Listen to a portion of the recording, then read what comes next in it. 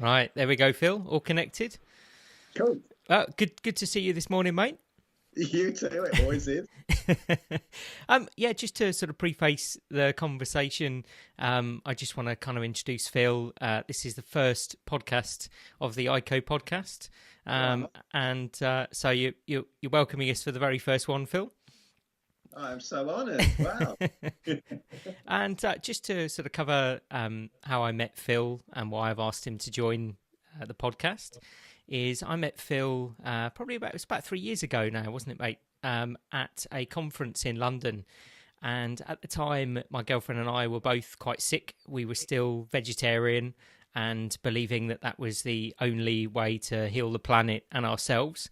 But both getting continually more and more ill.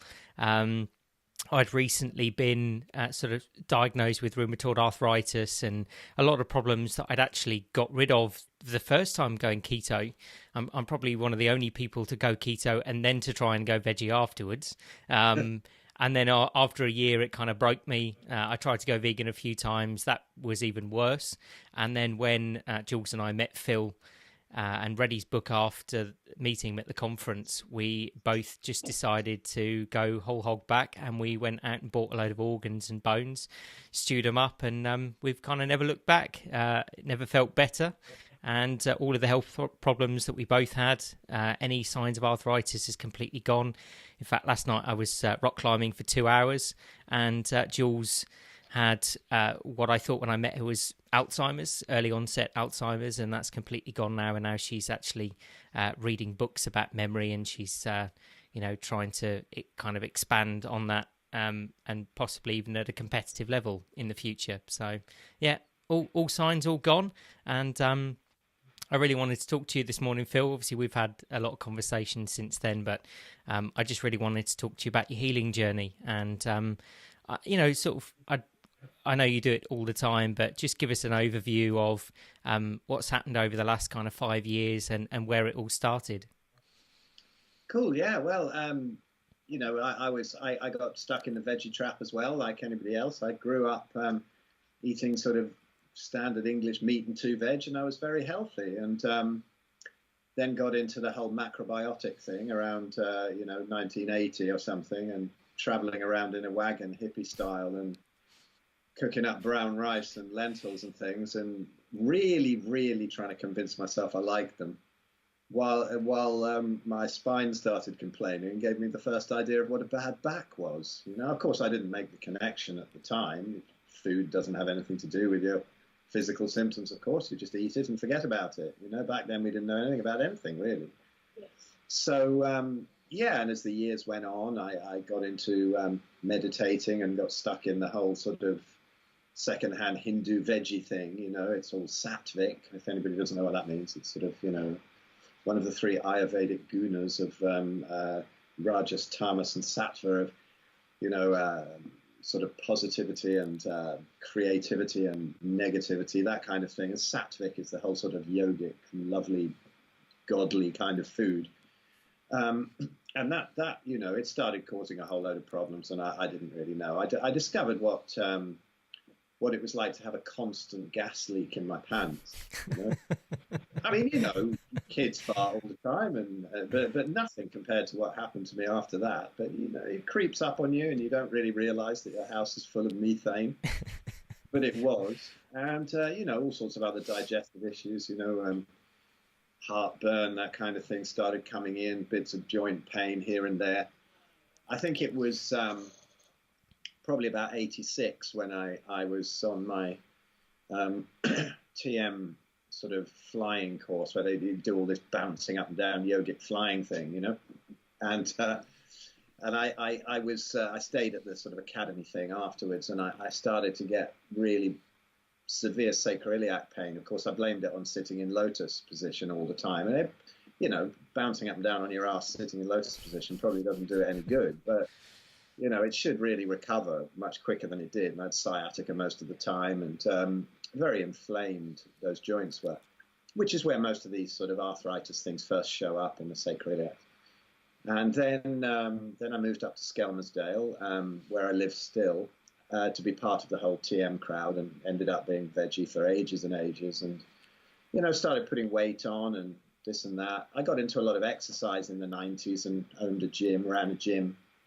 And I got quite big and muscular. I was never obese, but I was never ripped. I could never get rid of the last bit of fat, however much mountain biking I did and however much training I did. And I used to have to put off a lot of training days because there were just too many pains in the spine, or this shoulder would go, or something like that. Just more injuries than you would think were normal for anybody, really. But still, it worked. I got really big, and even back then I was quite an old dude. I was, it was 97. I was 35. But I understood about abbreviated training and all that kind of thing, and put on a ton of muscle to try to prove to the steroid boys that you could do it without the steroids. And of course, all that happened was, I see you're on the steroids. So it was a waste of time anyway, really. But and then when I sold the gym, and then through the 2000s, I ended up eating a lot of crap. It was still mostly veggie.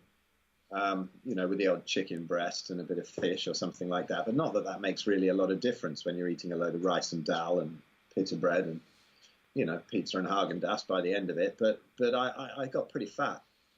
And then in 2009, I thought, all right, time to sort of start this health blog and get back on track and follow what I was saying in my first book in 96, all about Ayurveda and training and this and that. So I started, and things just got worse. And by 2010, I was living on non-steroidal anti-inflammatories, that kind of thing, proton pump inhibitors, Rennies, reflux meds. And then I had a bout of iritis, which is where the eye flares up, the iris flares up, and it kind of glues itself onto the lens, and it's incredibly painful. And you start to go blind. You do go blind, actually, if you don't have it sorted. I didn't figure it for ages until the eye was sort of full of all this milky fluid. Wow. And then they started asking these questions. You tip some steroid drops in there and it goes. There's some great things in Western medicine. They've saved my sight 4 times now, as I've had bouts of that. But they started to ask questions early in that year. Have you got some kind of arthritic condition? It's very associated with it. And no, I'm fine. I got a bit of a bad back. A bit of a bad back. I used to wake up about 4 times a night and have to sit up and twist around and whatever just to loosen it up to be able to get some sleep again. Wow. Mostly like in between my shoulder blades. That whole area was agony. And later in the year, I went off to a holiday in Thailand, and I remember living on this lake and doing this fishing for these massive fish, and I was this sort of big fat dreadlock dude, and boiling hot, inflamed all the time. If I played a gig, I'm a drummer, and if I played a gig, I had to have a fan on the kit, and it was all very uncomfortable. And then when I got back from that holiday, having really, really piled in the non-steroidal anti-inflammatories just to be able to get up in the morning, go down and fish, I thought, I'm not having it ruin my holiday, all of that crap, And about a month later, one ankle kind of blew up and I couldn't walk on it. And I thought it was an old injury from falling off a climbing wall a few years before. But then the other ankle blew up, and then the knee, and then, then the wrist kicked off again, which actually had been kicking off since the early 90s, but only a bit here and there, and I hadn't really figured it out. Luckily, I didn't get a diagnosis back then, or I'd have probably taken their awful meds. And then, other joints started to get affected, but it was mainly wrists, ankles and knee, and they were so bad, really swollen, and I could hardly walk on them. And eventually they figured it out, and they said, okay, it's psoriatic arthritis, and there'll never be a cure, and you'll have it for the rest of your life unless you take these medications. And if you don't take these medications, it'll go into your heart and your lungs, and you'll be developing other autoimmune conditions, and you'll be at risk for malignancies. I thought, fucking A. And I think only after, a couple of years after that did I realise that, yes, that's the path that they always see. Yeah, sure. Meds, despite the meds, or probably largely because of them. Yeah. And so anyway, so the journey started. And because I was veggie, or, I still think a couple of chicken breasts a month is veggie. I don't think it makes any difference. It's still a plant-based diet. And I decided, right, I panicked. And I thought, oh, God, veganism must be the way to go. And so I went vegan. That didn't help. Nothing hurts as much as quinoa. And I mean, how anybody would want something else so inflammatory that tastes so shit. I can imagine, if it's chocolate cake or something, great. Yeah. But yeah. quinoa, come on. It's nuts. So anyway, I remember there was 2 days I couldn't even walk after the quinoa. I was crawling, but only on one knee and two hands because the other knee I couldn't put on the ground. Quinoa. Wow. Anyway, so yeah, and then that didn't work. So I thought, well, I'm not vegan enough, which is a common thing. So yeah. I thought, right, let's go raw vegan. So, God, raw veganism. That was horrible. I mean, come on, salads with no oil. Doug, what's his name? 80-10-10 diet. Yeah. Oh, Doug Graham, isn't it? Oh, what a vile way to eat. You're only allowed to have half an avocado a week because you mustn't have any overt fats. Yes. It's like, oh. So it was revolting. And so I thought, well, all right, I've got one option. I got sugar. Let's go fruitarian. So I discovered all the lunatics like Durian Rider and whatever, and ate tons of bananas and had all these smoothies and I thought I better put something reasonably sort of sugar-free in. So I started packing all the smoothies with spinach as well. It was oxalate soup. It was poison. It was absolute poison. I was still in just as much pain, except I lost all my muscle mass and ended up like 10 stone, which is 140 pounds. Is it? Yes. With just as much inflammation, but I lost all my muscle and I still had a little belly, even at that weight. I was just skinny fat, really ill, and of course then the kidney stones started to come. What's this? What's all this? How has this happened? I've been on the purest diet ever. I didn't know anything about oxalates back then, but it was the spinach. And so munching my way through all this vile stuff, my teeth hurting, the enamel starting to go. Fine, it's all re-enameled now. I still only got one little filling. I got through that period really well compared to a lot of people, I think. But then one day I was just going so insane that I thought, I was walking into rooms, didn't know where I was, leaving taps on, flooding rooms out, leaving cookers on. My 2-year-old daughter, as she was at the time, had to tell me, had to follow me around to tell me whether I was spraying my own trousers with like washing up water as a plate in there and I'd left the tap on. I honestly, I was gone. And luckily at that time I started to understand about the GAPS diet, and I'd seen Natasha Campbell-McBride was starting to consider it.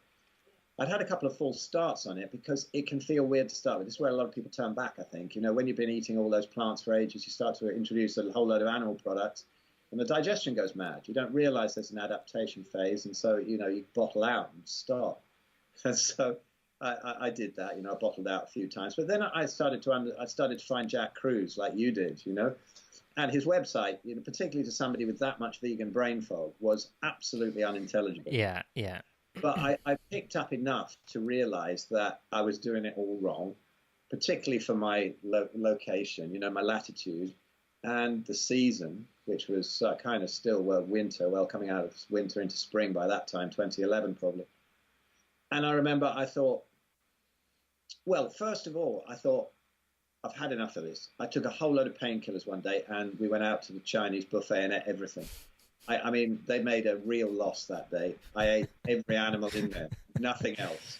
And it felt so good. I mean, it was crap food. It was all chicken and stuff, which isn't ideal, but it was so much better than, juiced bananas and spinach that it was heaven. And then I thought, right, I'm going to go on this fish fast. So I ate only fish for a week.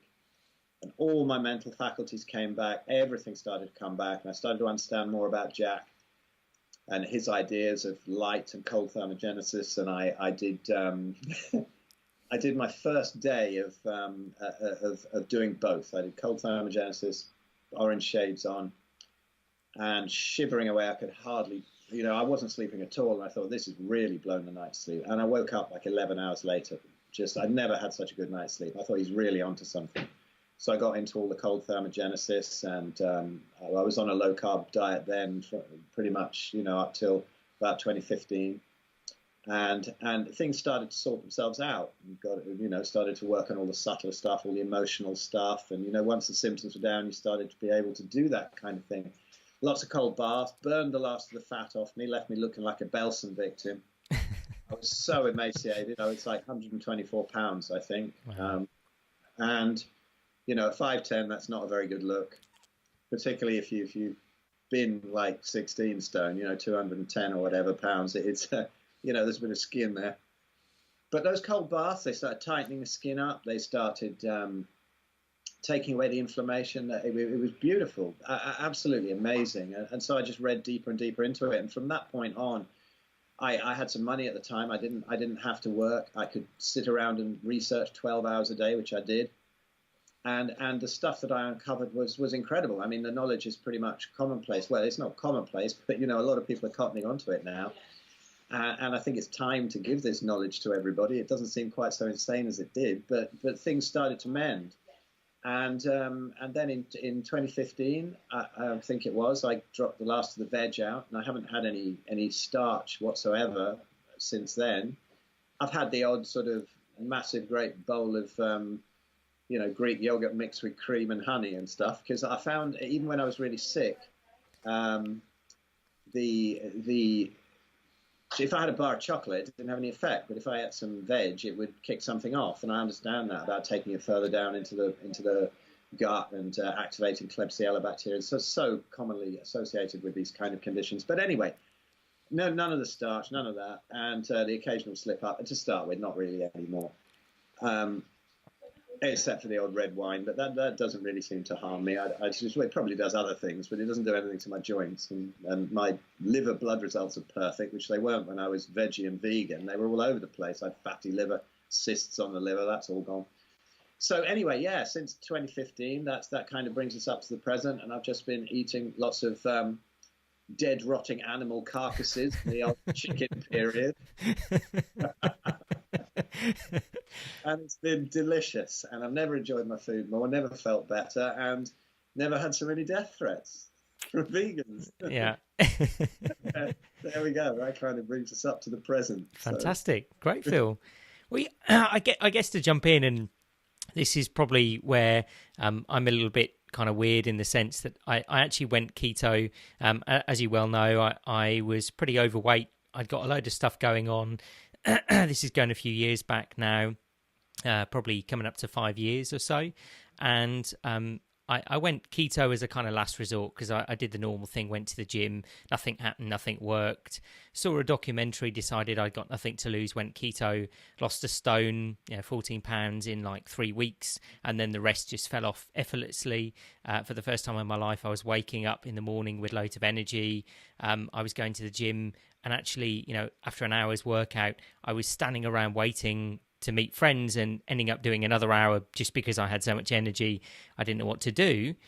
But then after being keto for about 2 years, I kind of fell into this whole trap of environmental kind of veganism. And so somebody that I went to go and do a talk with sent me the Cowspiracy film. And then I kind of ended up looking at a load of other stuff. And I felt kind of guilty for eating all of these animal products, and so I ended up, going veggie. And where before I'd found it really effortless to keep weight off, I built muscle incredibly fast. I mean, to start with, when I went keto, I was putting 2 kilo a week on my lift, so pretty amazing progress, and it all disappeared. I would say probably within the first 3 months of and bearing in mind I was veggie, I wasn't vegan, and so it kind of all disappeared. I couldn't rock climb anymore. I was going to the gym maybe once a week when I could kind of muster it, and I was going into the gym with coffee or green teas or matchas and stuff just to kind of give me the energy to get through the workout.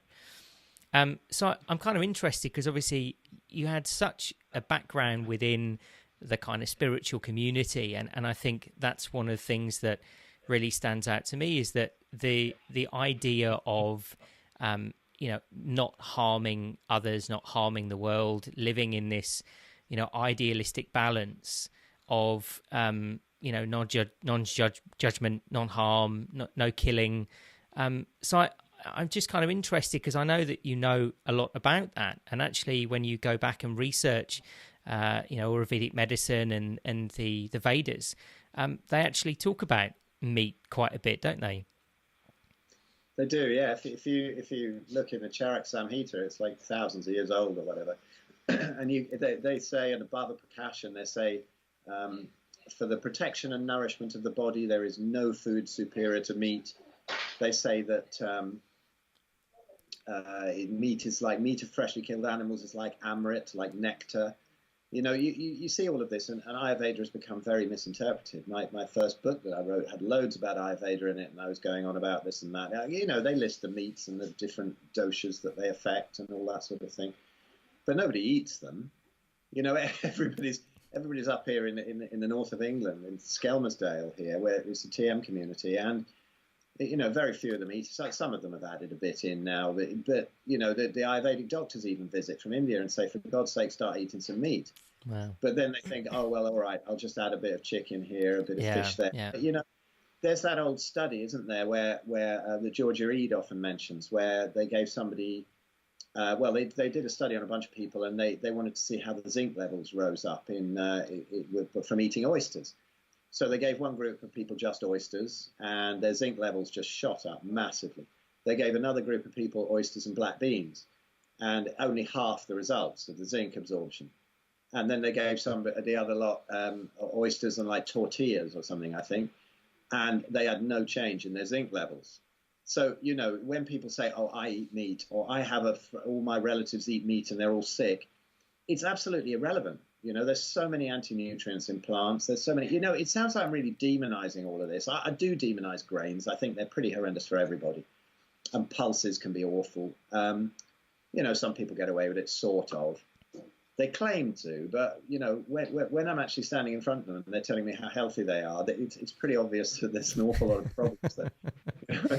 Okay, they haven't got any actually diagnosed fatal illness yet, but, it's obvious there's a problem. So I'm not demonizing all plants. I think if you eat seeds, I don't think we ever ate really these above ground stalks of plants. I don't think they're really any good. They're full of toxins to keep the animals off from eating them.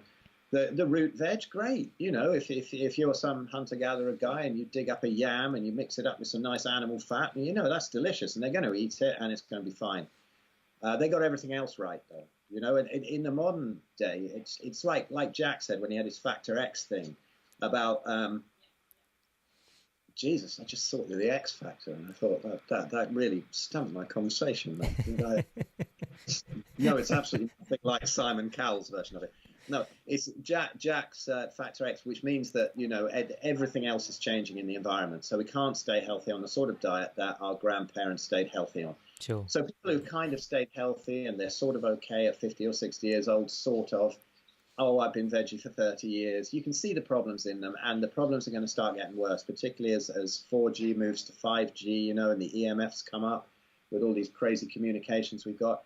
But, your guy out there in the rainforest or whatever, tramping around barefoot, he's getting the sun, he's in a low deuterium environment, which maybe we'll get onto if people don't know what deuterium is. But, and then people go, oh, well, look, they ate loads of vegetables and they were healthy. That's got nothing to that's about as relevant as whether they had green trousers or not. It's got nothing to do with it. It really, sure.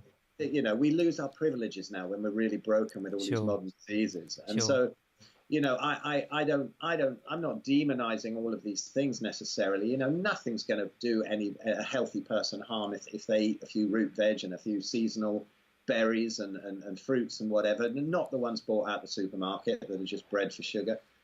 So if they're eating that, that's fine. I'm not like everybody has to eat meat all the time, but it is the reset food. And if you look in ancient cultures, you can find it. You just, I just wish vegans would just sit in front of a cave painting for a while. Yeah, sure. That's all. Yeah, sure. It's the only dietary lesson you need. What did we grow up on? Oh, we were always vegetarian. What were we doing with those mammoths then? Were we tickling them? Were we running around, cuddling them? Yeah, what were we doing? There's no cave paintings with somebody spearing a head of broccoli, is there? It doesn't happen. If only they could just look at that and just let it sink in. Just go look at that cave painting for a while. What did we used to do?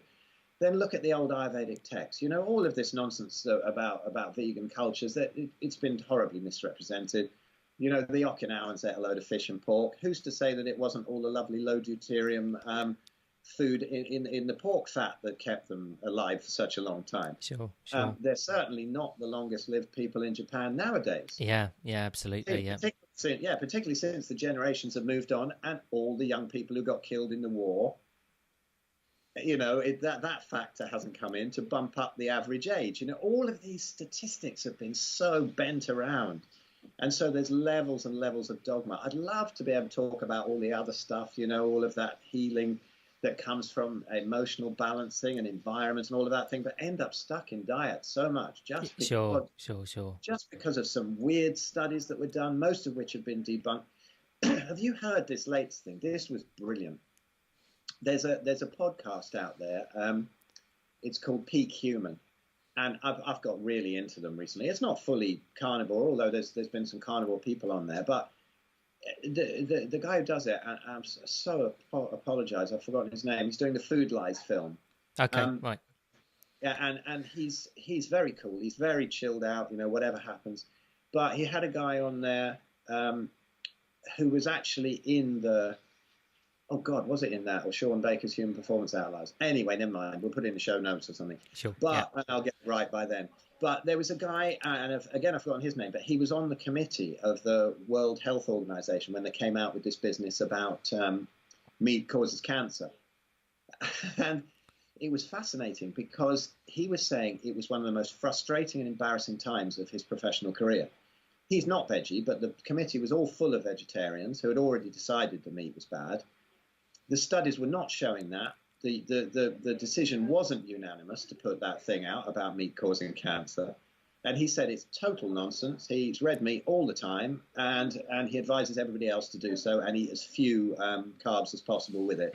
And he was on the committee, you know, and this is the kind of thing that vegans don't see, like the study, that one of, they always quote where they say, you know, I mean, I'm not sure you and I are completely convinced about this business of greenhouse gases causing global warming or climate change, but let's not get into that. Yeah. Whatever's happening, we're wrecking the environment. Yeah. You know? Yeah. Whether it's to do with the global warming or whatever is another matter entirely. But we are wrecking the environment. We're destroying the soil. We're depleting that. All the crops are becoming poisonous. We're fertilizing them now with petrochemicals, basically, because we don't have enough cow shit on the ground to bring the soil back. Yep. And so all of this chaos has gone on. And, you know, if you actually look at that study, I think it was called Livestock's Long Shadow or something, which said that there was like 50% of the greenhouse gas emissions came from burping and farting cows. And you know, that study was retracted soon after. Yeah. And you know, they'd noticed that agriculture was causing a whole load more, and cars and whatever, obviously, and industry.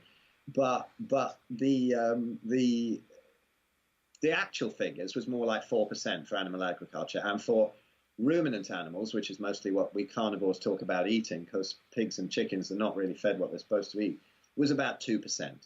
So either way, and if we took them out of those situations and put them back on the land, then that would sort everything out. CO2 would be up there from the plants, all the wild animals that are murdered by these vegan crops, you know.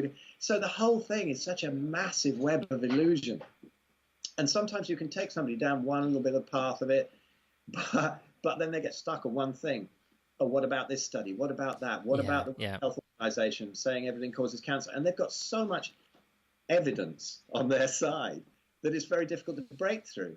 So I just say, you know, just try it for 30 days, you know, just eat meat for 30 days, see what happens. And really introduce whatever you like, then you'll know. But we've always known that it is the reset food of an elimination diet. Like the vegans going, oh, well, it's just an elimination diet. Well, yes, it is. It's eliminating all the shite that caused the problem in the first place. And then add it back in and see what you can take, you know. Sure. But a lot of people don't add it back in. They feel so good. It's so nice not to have to cook all these veg and peel it and everything and have a compost drawer rotting away in the fridge, you know, and all that sort of thing. And you know, it's a great way to eat. So, but should everybody eat like that? No, do what you like. And we're not militant about it. It's just about it's just about breaking up the bullshit so we can move on and talk about more interesting things than sure. fucking ribeye steak and quinoa, you know? It's... I think that's it. You know, diet has become that transitionary conversation, and there's so much behind it. And you know, what really surprises me, having come from a kind of vegetarian mindset of kind of trying to understand what was going on, and then I've spent the last kind of 3 years studying permaculture, and to really start to understand, you know, permaculture, for those who don't know, is just basically observing natural systems and then trying to mimic them as best as possible. So at the moment, you know, we've completely reversed all of nature's systems. We grow our fruits, vegetables, and 90% of what we eat is designer veg. Like you said, Phil, I mean, if you take the wild banana that still exists in Papua New Guinea and Google it for a picture, because it's full of huge seeds, and the carbohydrate content is somewhere around 16 to 18%. The bananas that are bred in the supermarket, the Cavendish, which is really all we eat now, are completely infertile and sterile. They are self-root sprouting, but they've been designed with 80% carbohydrates because, you know, it tastes good and people don't want to pick out loads of seeds. And I think this is one of the main problems of diet. And I got into permaculture and got into foraging. And I think it's a challenge that I would make for anybody, you know, whatever your diet is, go out, get a foraging book and go out into the woods and try and prepare yourself an entire meal from what you can forage, especially in, you know, Britain, Northern Europe, you know, most of Europe, in fact. You know, been recently traveling, as you know, in Mexico. We were there for 8 months. Now, things are a bit easier out there, right? There's fruit and there's stuff growing around you. But still, if you were to actually walk in wild forests, this stuff is very far between each other. You know, you might come across one fruiting tree or something that's edible, but really the majority of it isn't. And that's been a really interesting thing for me to understand. And especially living in Britain, going out, Jules and I were in Wales a couple of weekends ago, and we were kind of walking through some forests and stuff. And there were a couple of bilberries around, so we stopped and ate those because they're, you know, wild and growing in the environment they should be. But when you really try and seek out food in its natural environment, it's very difficult to do. And I think that would then you never get like a massive sort of counter like you get at the greengrocers of all this stuff from all over the world. Totally unnecessary food, totally unnecessary apostrophes as well, you know, on the signs. Grocers, eh? And then I've got to give a shout out to my friend Paul Burkhart, or if anybody's listening in England here, or Paul George, I think he calls himself at the moment. If somebody looks up my Facebook, gets it. He does bushwhacker tours down south in Somerset, thereabouts, and he is just such a mine of information about every single plant you could forage and sea vegetable and everything. He's very cool, very interesting dude. But yeah, I mean, you know, your knowledge of permaculture and stuff is way beyond mine. I kind of that kind of dropped out for me. I thought I'll be all right. I'll you know, pop one of your sheep down my throat or something. But you know, it is really interesting, as you say, when you look at that, and when you look at a native relationship to food. And in fact, Jules and I were in Canada recently for a couple of months, as you know. We were on Vancouver Island, and we met this fantastic woman called Nancy Turner, who she's going to come on the podcast. I'm going to have a chat to her. But you know, I was talking to her about native diet. She's one of the top specialist ethnobotanists in native Canadian culture. You know, a lot of people don't know that Canada, as we know about the Native American Indians in North America and what now is the USA, but Canada has equally the density of different tribes and cultures that it had. And she said that at any time their diet would compromise in the summer of about a maximum of 30% plant matter. So, you know, again, I think, like you said, when you start to look back at really what was going on in the diets of indigenous populations. And sure, you have examples in Africa or other areas where they have higher plant matter. But, you know, as we know, I definitely think that there is a relationship to Cicardian biology and obviously eating what is in season, when it's in season, and when it's actually present in your environment. I think this whole idea of diet, one of the big problems that we've got that we need to get rid of is, is a banana healthy? Well, no, because it didn't exist in nature. But even if you found a wild banana and brought it to London in the middle of winter, is it healthy? Well, no, because it doesn't grow in your environment. Maybe if you're a tribe in Papua New Guinea running around with a towel around your bits, you can probably get away with it because you've been doing it for centuries and you have this incredible relationship with your environment, and you're, like you said, you're in your natural light environment. You're eating when it's light, going to bed when it's dark. And there was a really interesting documentary, I'll put it in the show notes, of the Pirahã tribe in Brazil. And very, very fascinating documentary. They were really the last, up until I think about 5 years ago, the last living tribe that had been completely isolated from anybody else.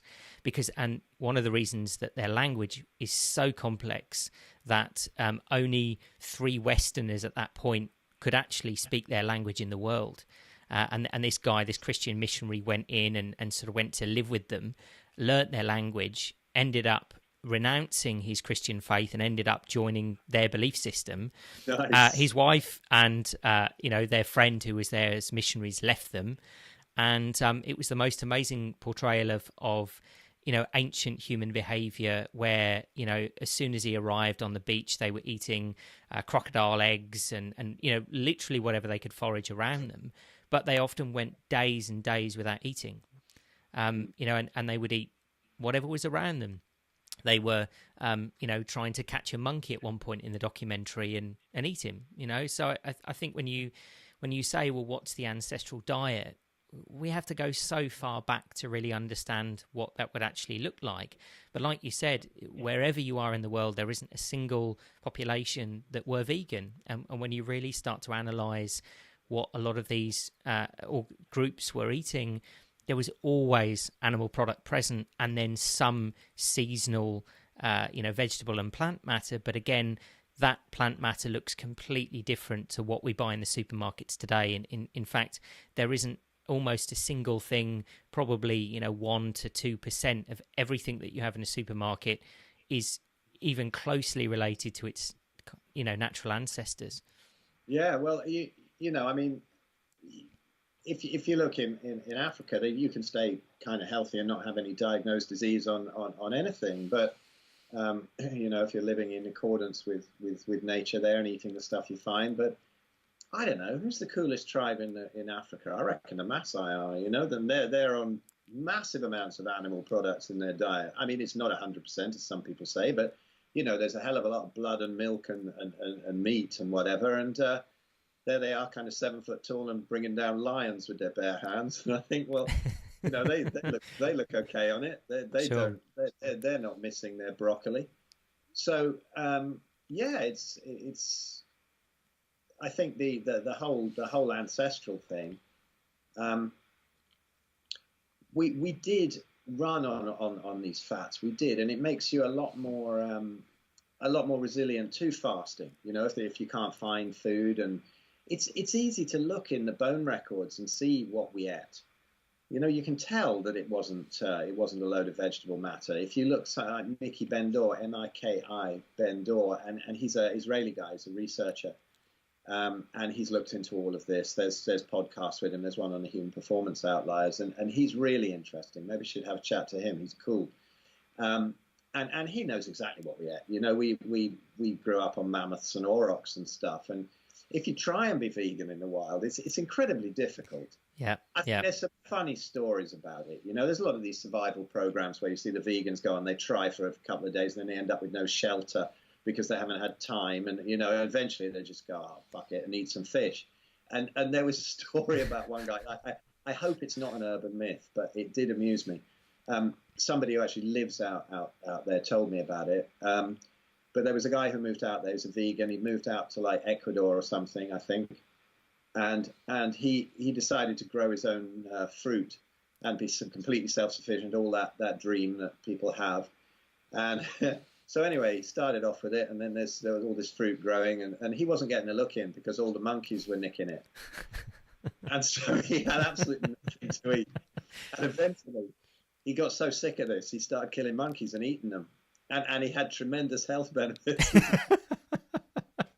I just think it's hilarious. It's just like nature goes, okay, we got a vegan. Let's show them really what the reality of nature is like. It's not going to happen. You don't have a Holland and Barrett near you where you can get all these dried pulses, Sure. Yeah.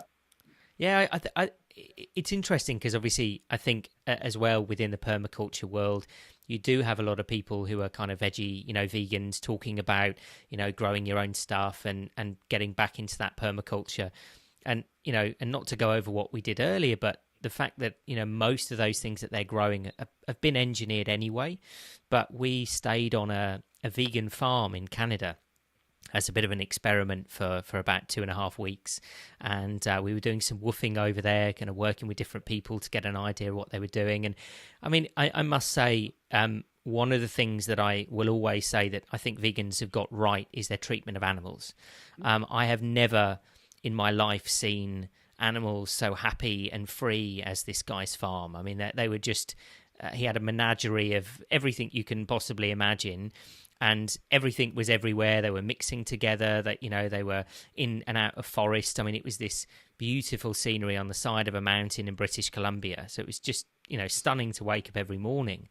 And his girlfriend was super strict, devout vegan. He was kind of transitioning into veganism. I think he might have had the odd bit of goat's milk or something every now and again. So they had a herd of milking goats that the milk was just sitting and going rancid, and then we were feeding it to the pigs.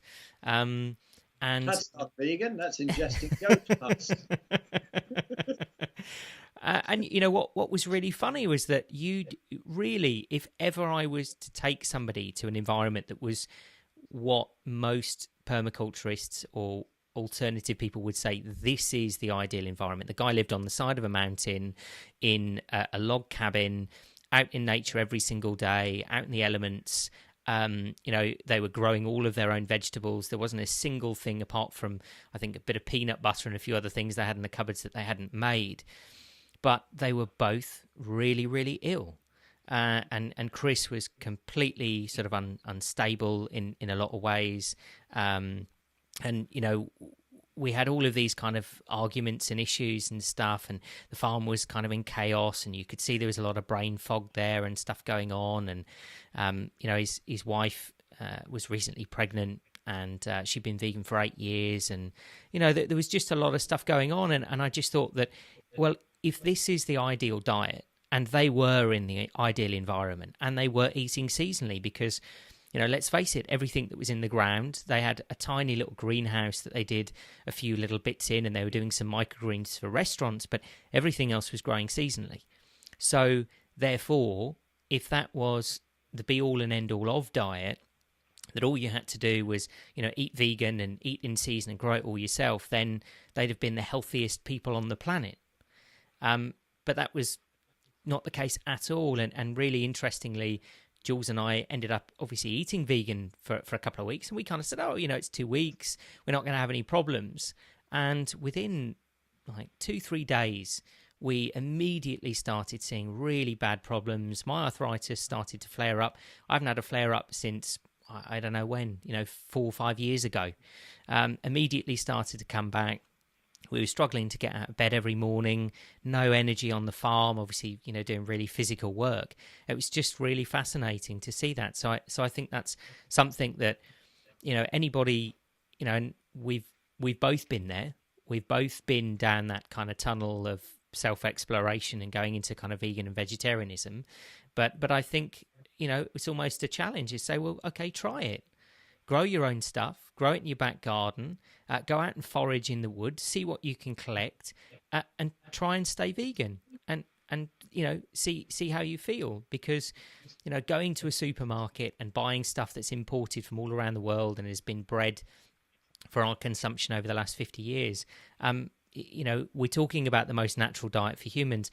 Well, immediately that's not natural. Well, whatever diet you're on, whether it's eating meat, whether it's paleo, keto, veganism, if you're talking about getting back to an ancestral point of view, then try and experiment. try and grow ancestral varieties from the country that you're in, or go out and forage. And you'll find it's incredibly difficult to do. I tried to for a little while when we were veggie, and we went out into the woods in the end of summer, which is when all of the forage material is out there.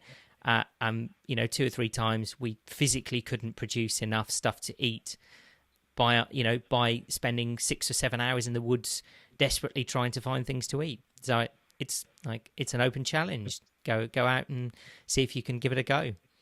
Yeah, you've got to spear something eventually, haven't you? Yeah. I think, what I've noticed is particularly on the Facebook group I've got, that sort of, it was so funny just starting it for like 10 people back in January, and then I think there's like just under 7,000 now, and there's World Carnivore Tribe in the 20,000s, and this thing's exploded really. What I noticed a lot was people coming actually from the keto thing, and just giving up those last few plants and experiencing benefits that they couldn't believe. Now, I've had this as well. The difference between dropping out the last bit of broccoli and stuff was really quite spectacular. What I know that you've been keto a while, and you've sort of been experimenting with full carnivore and stuff. How have you felt, particularly in the area of like sort of mood and mind and clarity and things like that? What did you notice with keto particularly, and over veggie and then carnivore and stuff with mental issues? Well, I think keto was my first real wake up, because I kind of went into it, like I said, thinking that, well, I've got nothing to lose, so I'm going to give it a go. I've always been quite kind of disciplined with myself when doing things, and so I just went completely keto. And in fact, for 18 months, I was seriously militant obsessive about weighing all my macros, which was a real pain in the arse. But immediately, and it was kind of a switch came on, I would say, which is what everyone talks about, that kind of 2-week period. I felt keto flu for a couple of days, which I just think back then I didn't really know what I was doing, and I didn't balance any of my electrolytes or anything like that. So I was trying to eat 70 to 80% fat, moderate protein, and then I was kind of giving myself about 20 grams of carbs a day maximum, and then I kind of went down to about 10. But immediately mental clarity was just through the roof. Energy was through the roof. And I think after a couple of weeks of being keto, once I'd adapted, I remember waking up at like 6 o'clock in the morning at sunrise in the summer and going out for a run, just because I had so much energy I didn't know what else to do. And that's the first time in my life that ever happened. I mean, bearing in mind, I ran a chocolate company for 10 years. I was a pretty portly young guy at that point, and I was living off a mix between like sugar, caffeine, and bread. That was my staple diet for 6 years while we had the factory. And so to go from that to keto was just such an extreme. It was just unreal. But then obviously everything else started to come together. My weight, everything else. But the really interesting thing, and I think what almost got me to experimenting with veggie, was that actually for the first time in my life I was thinking about philosophical questions, because I almost had this mental capacity above what I had before to contemplate things, whereas before I like struggled through the day to get to the end and then go to bed and wake up and do it all over again. Whereas I think once I went keto, I seemed to have this extra gear which I never knew existed. And so when I went into that gear, I could start to think about all of these things and about life and diet and nutrition, and it kind of spun me off. And obviously I found Jack's work, and then really Tristan was the first one that I found before anyone else. And of course he interviewed Jack, that's how I found him. And Tristan Haggard, which I'll link down in the show notes, of Primal Edge Health, he was my first online coach, if you like, into the world of keto and kind of navigating all of this stuff. But what I found really interesting was that keto was a bit of a challenge for me. I really struggled with keeping up the diet, especially towards the end of the 2 years. I would eat because I knew that I had to, and I was doing stuff at the end where I was to get my fats in, I was actually drinking liquid fat smoothies. So I would empty a pot of like double cream into a shake with some peanut butter and macadamia nuts, and I was doing like, 100 gram, 200 gram fat smoothies just to get it in, because I'd got kind of so sick of such a basic diet, and I think struggling to cram all of this fat in was difficult. I was like drinking shots of olive oil and stuff towards the end, just to put my fat levels up, and it was weird because I felt incredible, but it was a bit of a chore. So for me, experimenting with carnivore, and I'd say I'm not probably 100%. If I see something out in the wild, like there's bilberries, I'm going to stop and eat them if they're in the environment that they're in, and wild blackberries and things like that. But pretty much apart from that, unless I can forage it or it's grown in Britain, I really try and avoid it. And I personally can't believe the results, because it's kind of taken away all of the pain that I used to get with keto. I don't have to track my macros anymore. I'm just kind of eating, and I feel probably even better than I did when I was keto. My digestion certainly feels better than it did when I was keto, even though it was a huge leap from what I had before. So I think that the interesting thing about it sounds completely mental when you talk to somebody about it, but I think that's when you start to pick back the surface. And let's face it, certainly in Britain, if we're talking specifically, right now, we're in the middle of winter, we would have had nothing else to eat really other than animal products.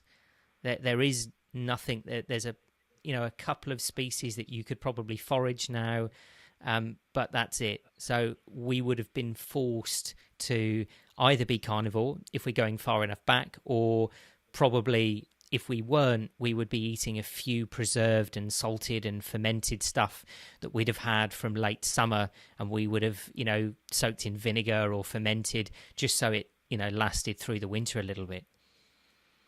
Yeah, there was no sort of nipping down to Greg's for a pasty. No. And actually, I was watching a couple of YouTube videos recently of a couple of historians talking about ancient British food, and they were talking about food in the Middle Ages. And it was really interesting, because I think that the idea, and we've all maybe had this in school, the idea of what peasants ate, or knights or dukes, and they kind of went through all these different plates, and actually although the peasants were eating bread, it was low risen milled bread made from rye and spelt flours. So even then, it wasn't wheat. It certainly wasn't the bread that we would know today. These were ancestral grains that often the doughs were kind of self-fermented. They were left for long periods of time. So it's what we kind of call trendy now, sourdough. So even when they were consuming breads and grains, they were in, I think, much smaller quantities than we think they were. And actually, they put this lovely dish out, which would have been a peasant's dinner, and they had a massive piece of salmon on it. And they were saying that actually in the Middle Ages, salmon was very, very plentiful, around Britain. And actually, it was a peasant food. It was incredibly cheap to have. They'd eat eggs and cheese and things like that. And then, of course, when they went up to the Duke's plate, he had, 2 or 3 massive pieces of meat. He didn't actually have any bread himself, because he would have bread on his plate, but he would give it as charity to the servants. And, so I think this is it. Again, if you just cut back a few layers and really start to look at what we were really eating, we've introduced 80 to 90% of all of this stuff that we see in the supermarkets in the last sort of, 100 or so years. And also really since the 16th, 17th century and all this kind of trade that we've been doing, we've suddenly started to bring in, for the first time in human history, all of these foreign foods. And I think that has been one of the biggest mistakes that humans have made. And I think maybe that's something that we can transition across from diet into everything else, because, again, it's about, eating what's around you when it's around you.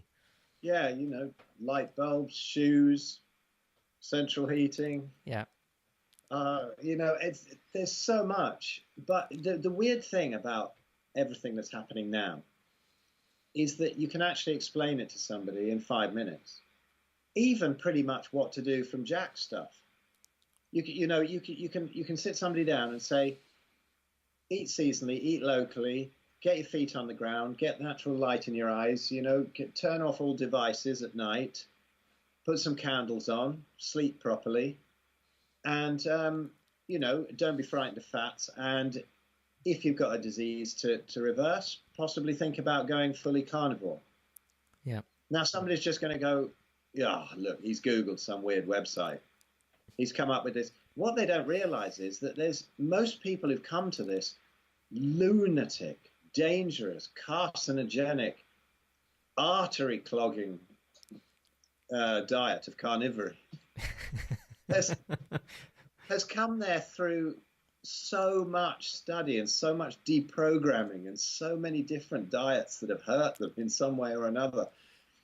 You know, and then you get somebody arguing with you, you know, constantly. I get it on the YouTube channel. I've got one at the moment who's at me. Like, I just, if they're really shouty vegans and they start off in capitals, you know, swearing at you and saying you should be murdered, and I'll block them. But, you know, sometimes they come up with something reasonably intelligent. If it's not a busy day, you go, all right, I'll give them an answer. And then I'm terrible, you know, I'm a polite Englishman. I get sucked in replying. But, and on and on and on and on and on it goes. And you think this is going to be ace. Because when I was like that, if somebody had come to me with this kind of information that I hadn't heard before, I would have gone, wow. And I wouldn't have said another word till I'd have looked it up. I think what people are lacking is this sense of wonder and inquisitiveness and how we don't understand anything about the planet. You know, I was always fascinated in that, even if I wanted to look into it, say, let's look how much crap this is so I can debunk it for them. But if it wasn't, and it was fascinating, I'd still look at it. And that's how I got to it, by throwing out all the old ideas. You know, people go, oh, you're obsessed with carnivory. You're just down this one track. You're trying to persuade it. It's nothing like that. It's the fact that I've sort of exhausted all other measures and I'm looking for other measures. Now, if I could find something better than carnivory, but I'm looking mostly into other areas, you know, I can't really see where else I've got to go on diet. But, you know, like Jack says, stop talking about diet and start talking about light, because everything else falls into place. If people stop studying diet and look at anthropology and Cicardian Biology and deuterium, you know, and all of these other things, you go, oh, hang on a minute. We've clearly been going down the wrong road for 100 years or more. Yeah. And we've got fabricated all this nonsense. And we think that we're the master species. And we have absolutely no idea what we're supposed to eat. There is no other animal that argues about what they're supposed to eat except the human. You just, dogs know. You give them something, they'll eat it. You give them something else, they won't eat it. Because they like it or they don't like it. And then you get this ridiculous vegan argument where they're making all of these fake meats because they're missing them. Nobody in the carnivore movement is making broccoli out of steak. Yeah. Nobody. And then they say, well, what you're doing is you're creating all, you're being so cruel and being so heartless just so that you can satisfy your sensory desires. Well, why the fuck do we have these sensory desires? It's because our bodies are trying to tell us something, you know. Like, how have we become so disconnected? Why can't we just go, let's forget all of our preconceptions. What does our body actually want to eat? Okay, get rid of all the processed food, because everybody then wants to run straight to Pizza Hut and more McDonald's and have milkshakes and Haagen-Dazs. Okay, let's get that out. Let's say, you know, what's in the environment now? What's locally, you know, and let it die down for a month so you're not so obsessed with everything else, all the crap that you used to eat, all the chips and fries and whatever. So what's there? What do you actually desire? What does your body want? And then how does that change day to day? And listening to these subtler messages. And you find that whatever your body's telling you, you know, it's I used to do the same, counting these calories and counting macros and stuff like that. Well, hello, how does my body feel? What, is it hungry? Yeah. Oh, well, feed it then. And why not stop when it's no longer hungry? Yeah. And wait until it's hungry again and feed it again. And doing that, even with the odd slip up that I have, I don't have really sort of like vegetable and fruit slip ups. I don't have any, but I'll have a bunch of red wine, too much of it quite often, and yet it doesn't really do very much in the scheme of things. Like when I used to be completely teetotal, I was always overweight. Anything I ate would throw another 5 pounds on. Now I'm 56. I have a completely flat stomach. I maintain my weight effortlessly. I don't have to think about it. I'm never hungry. And when I say hungry, I mean that sort of permanent hunger of, oh, I'm on a diet and I've got to, this is just messing about with leptin and stuff, and you're going to get in terrible trouble with it. And everybody puts it back. And I heard about a study on rats a couple of days ago where they got them down to a reasonable weight, and then they fed them up, to this hideous weight, and then they dieted them back down again. And it was much more difficult. Oh, it's much easier to put the weight on the second time around and much more difficult to get it off the second time around. And this is all how the body will adapt to sort of starvation situations. If you're starving it and refeeding it, it goes, we've got to hang on to the fat as much as possible. And so, all these people who go down to Weight Watchers and then they lose 5 stone. Yeah. They'll put 7. They'll put 7 on it. It's a complete waste of, I've lost the weight. Yeah, but what else did you lose? Muscle? Did you lose bone density? Sure. Are you missing mitochondria about? This is what these things are. We're so obsessed with how we look and whatever. Yeah. That we don't look at mitochondrial health, listen to the signals from our bodies. And when you do that, then the weight just sorts itself out. Sure. There is no way I could eat what I eat now. I could overeat it enough to put weight on. It just doesn't happen. Yeah. I think that's the really interesting thing that even with keto I found was the big thing is that you just can't overeat on meat or most animal products. Maybe cheese, is an exception. But with meat, it's like, okay, we'll sit down and try and eat an entire, wedge of bacon, at half a pound or something. It's physically impossible. Once you've got through sort of 6 or 7 rashes, I remember doing this when I was keto the first time, and I got told that I could have as much bacon as I wanted. And I must have cooked, 15 or 20 rashes all at once because I got all excited. And I got through 5 or 6 and went, oh my God, I'm full.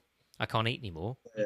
It's really interesting. You can squeeze a few more in if you cover them in runny egg yolks. It's like nature's mayo.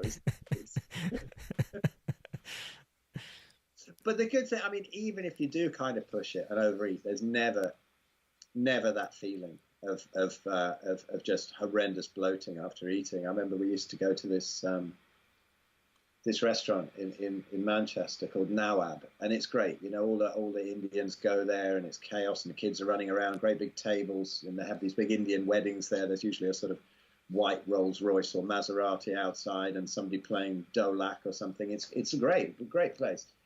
And they have these sort of placemats proudly stating that they cook in healthy vegetable oil, which is a shame. If I wrote to them once saying, please, just use some ghee, I don't eat anything else. And we used to go there and eat all the rice and breads and all that kind of thing. And I went, Detta, you're like part of my family, Louis, so you've been here loads, and you know the family, and you know Detta. And we used to go down there and eat all the breads and rices and all that kind of thing. And you get in a car and you'd be kind of putting the seatbelt on, and you'd just go, there was always the classic one, I'm never eating another thing, not ever again, I'm never eating. And then Detta's going, yeah, I've heard that before. And you're there like, I can't wait to get to the toilet, like packed, throat to anus. And you're just horrified by how you feel, and then it takes the whole evening to recover. But because it's carbs you've had, you probably end up having a load of Haagen-Dazs in the evening just because you can still fit it in. It's hyperpalatable. Sure. But then I started on this lower carb thing, at a time when Detta was still eating that stuff, the sort of higher carb side of things. And we'd go to Nawab, and I would completely fill myself up. I'd go up again and again and have all these curries, but none of the rice, none of anything. It still wasn't ideal. It's vegetable oils, didn't do it much. I haven't done it for a while actually, but I think the vegetable oil thing kind of scared me off in the end. It still sits pretty badly. But up to like 3 years ago, we'd go pretty regularly in the keto days, and And when I kind of transitioned, I'd be stuffing my face, and then we'd get in the car, and Debtor's kind of, and I'm going, no problem. Yeah, I'd fill myself up to absolute busting capacity, but there was none of that bloating. I was thinking, this isn't a matter of volume. Yeah. This is a matter of what you've put in there and how much your gut is just going, what the fuck was that? This is not food. At least it's food. It's going, okay, right, I've had enough. No more, mate. Sure. I can deal with this. But when it was all the rice and breads and stuff, a completely different experience. Yeah. But I think this is a mammalian kind of evolutionary trigger that we do have, and I think this is one of the problems that we've got when really understanding and I think understanding yourself and your preferences and real hunger is that we're triggered as mammals to overeat on sugar, because when you look at nature and you look at, take bears as an example. When a bear finds a blueberry bush in Canada or Alaska, they will sit there until the bush is picked dry, because they only grow for a certain season, and therefore they gorge on them. And it's a trigger because obviously, going way back into the past, we had to eat in the summer what we could get, because then in the winter, if you went, sometimes a week without any food at all, you had to survive. So actually, it's another thing that humans are reverse. We're all trying to get trim and slim for the summer, and then we put weight on in the winter, and we've actually reversed the natural system where we were supposed to, if at all, overeat perhaps in spring, summer and autumn, preparing for the harsh winters. And so I think that's a big thing, is understanding that trigger. Now, again, looking at diabetes as this kind of modern disease, bears are diabetic when they go into hibernation. So again, it's an evolutionary trigger to cause the body to put on massive amounts of body fat in a very short space of time to load the body up. But then, of course, when they're fasting and hibernating through the winter, they come out the other side in ketosis, and they've kind of reversed their insulin sensitivity again. So, again, nature always has the answer. It's just looking in the right place and understanding it. And I think this is where we have got this issue where we're all, and I still probably have the remnants of my sugar addiction from, being a chocolatier for over a decade. I still, in my mind, I'm still going for that dopamine release. And occasionally now, I guess when I buy dark chocolate, 70% tastes like milk chocolate. It's amazing. I have a couple of squares and that's me done, because I've kind of completely reset my taste buds. And we were out for my birthday a little while ago, and I had a couple of sips of a ginger beer. I hadn't had one for a long time, and I only managed half a glass because it was so overpoweringly sweet that I just couldn't physically drink it. So I think this is something that, to kind of try and start to pull away from diet, I think one of the best things that people can do is kind of fast, because that is your first realization of what is real hunger. I don't need to eat every minute of every day or even every day. And to get back to that kind of pattern of, we were supposed to eat in larger quantities and then go without food for periods of time. That's how all mammals are built generally. And so when you let's look at vegan animals, if you look at a cow or a sheep. I was down in Wales last weekend, and we were staring out into the field, and from the second the sun comes up, the sheep are eating grass to the minute it goes down. And in fact, if you go out at night, you can often hear them eating in the middle of the night. You can still hear their jaws going. So there's another idea about, if we want to eat plant matter all the time, look at the animals that do, and then look at their eating habits. They sit around all day desperately trying to get in, the nutrients that they need from the plant matters. Whereas, as humans, I think we, like other omnivorous mammals, we were kind of built with this innate ability to be able to eat large amounts, eat a relatively wide variety of diet, and survive in any condition. Whether it was the extreme Arctics or the extreme heats of the Ecuadorian environments, I think that's part of it. So that's a big thing to understand, is where are these triggers coming from? And the problem is when we have so much temptation now all around us all the time, it's so difficult to navigate that, because your reptile brain is telling you desperately to eat sugar. Because, if this was 10,000 years ago and you'd come across a honey hive, as there's a couple of documentaries of, wild tribes in Brazil and various other places hunting for honey, and they, a couple of times a year, they climb up into these trees and, they bash them out, they run around and they're all getting stung. And because it's okay, because they're so desperate to get their hands on just a bit of, a little bit of honey. But then you probably wouldn't have come across another one for another year. Oh yeah. Whereas now it's absolutely everywhere. I mean, people say, well, how do I know I'm hungry for this? It's really simple. If you're really hungry for whatever is actually food, the longer you go without eating, the more you're hungry for something that is actually food, that is really nutrient dense. Some people might not. You see, I don't really like sardines that much, or certain types of fish, but I eat them because I know that it's it's medicine. Oysters and stuff. But if I eat steak, then there's some oysters, I go, I'll forget it. So what I eat them at the beginning of the meal, because I just think, well, there we go. I'll down a few oysters today. My body feels like it needs them. And you get those subtle signals. But if you're hungry for something, if a steak looks good, you're hungry. And if Haagen-Dazs looks good, then you're probably not hungry. It's an addiction. And so, it's easy to... After a while, those things kind of, those desires disappear, as you've eaten more and more of that nutrient-dense food. Those crazy desires all the time. We all have them now and again, But when you see somebody on a completely plant-based diet, it's interesting because, like you say, the cows and the sheep, and they have to chew all the time.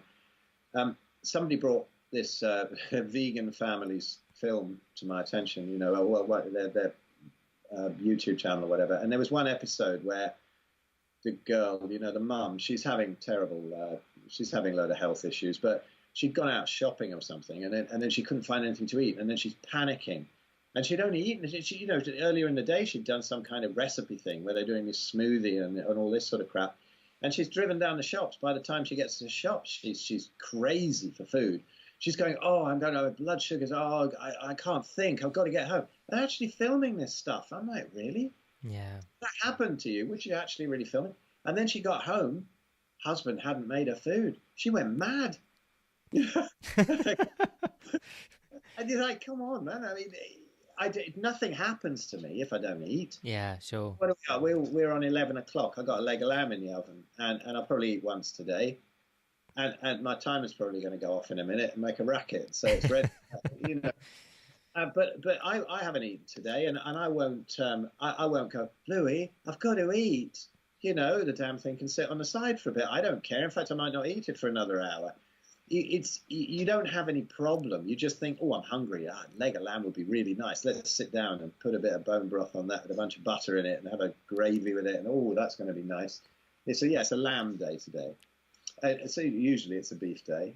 We've got some short ribs in there. Oh, that's so good. I turned slowly from this local farm. And they're so cheap. You get all these beautiful fatty cuts of beef that are so cheap. People say it's expensive.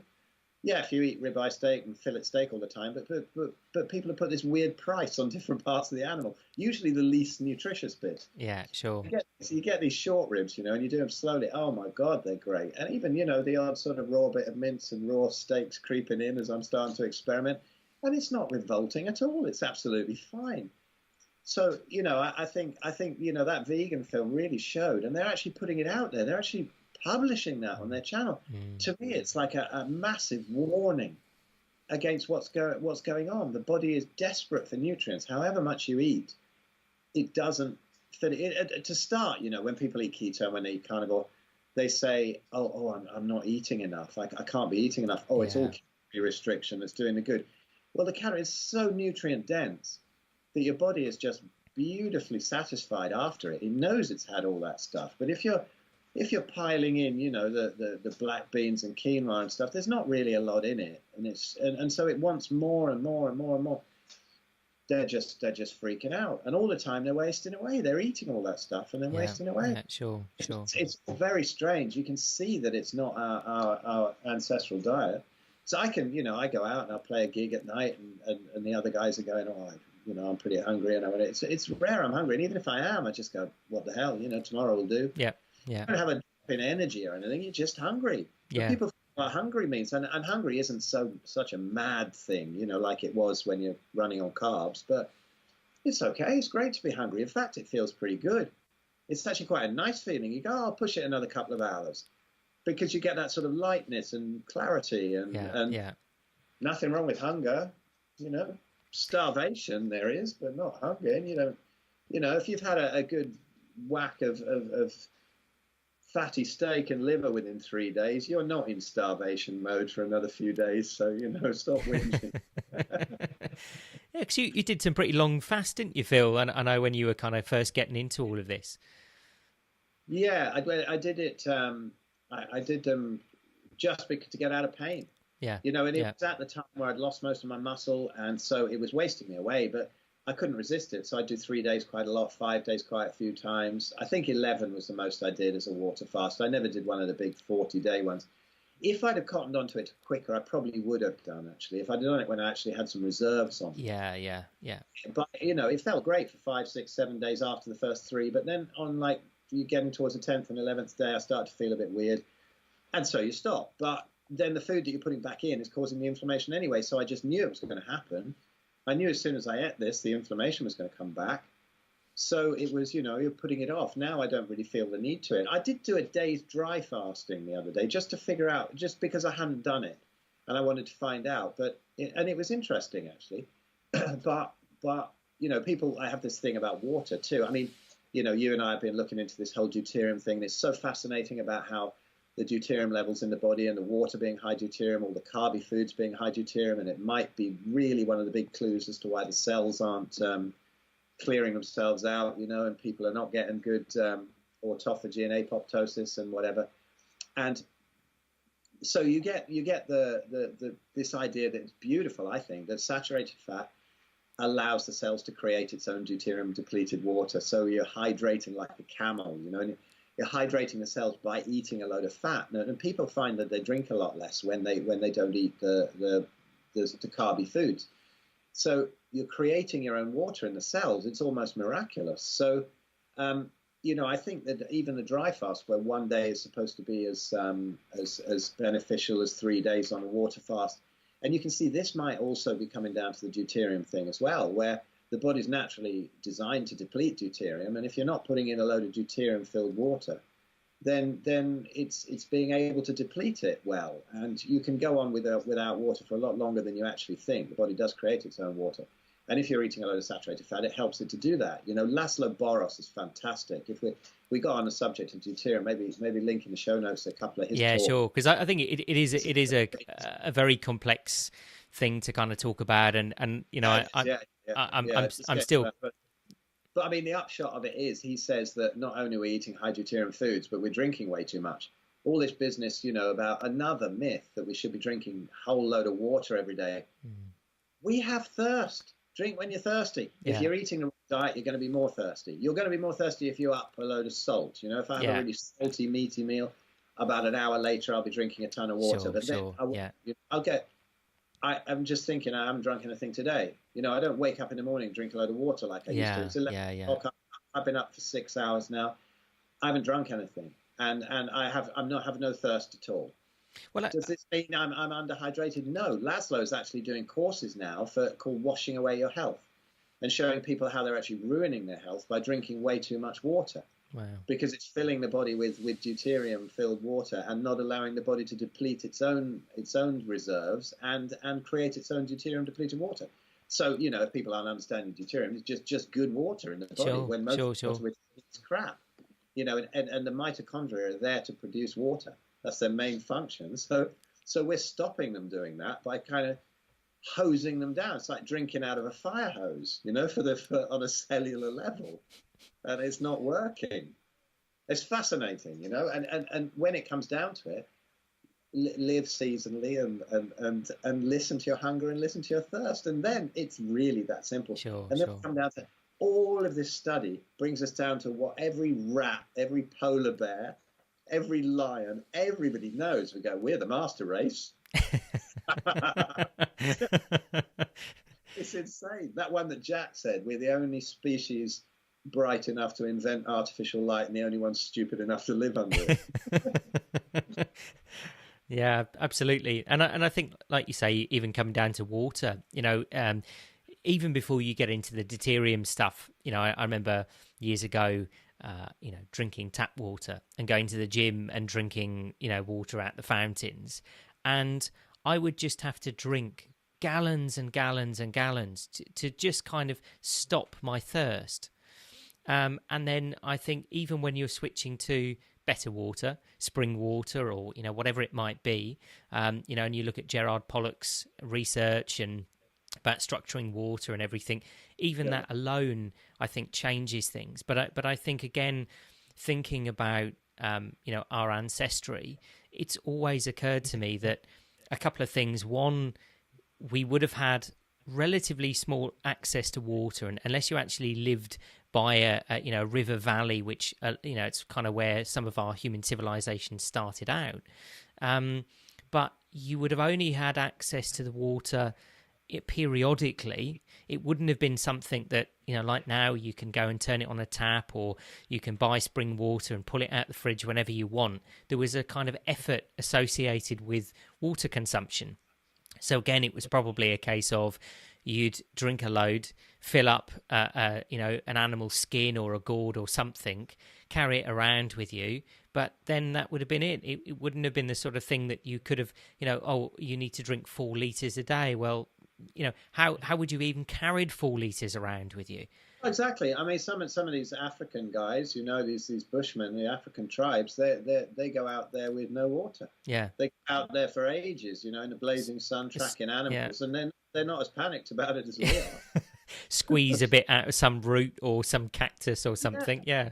Or they've just eaten a fatty enough diet with enough saturated fat. Their body's producing all of this deuterium depleted water, and exactly as it should do in the cells. Sure. So they don't get as dehydrated as some, sweaty Westerner who northerner rather, it's more accurate, who's come down and isn't adapted to that environment, and they'll be dehydrating while they're probably sort of twice the body weight and holding twice the water of this skinny tribesman next to them. It's fascinating. Yeah. Sure.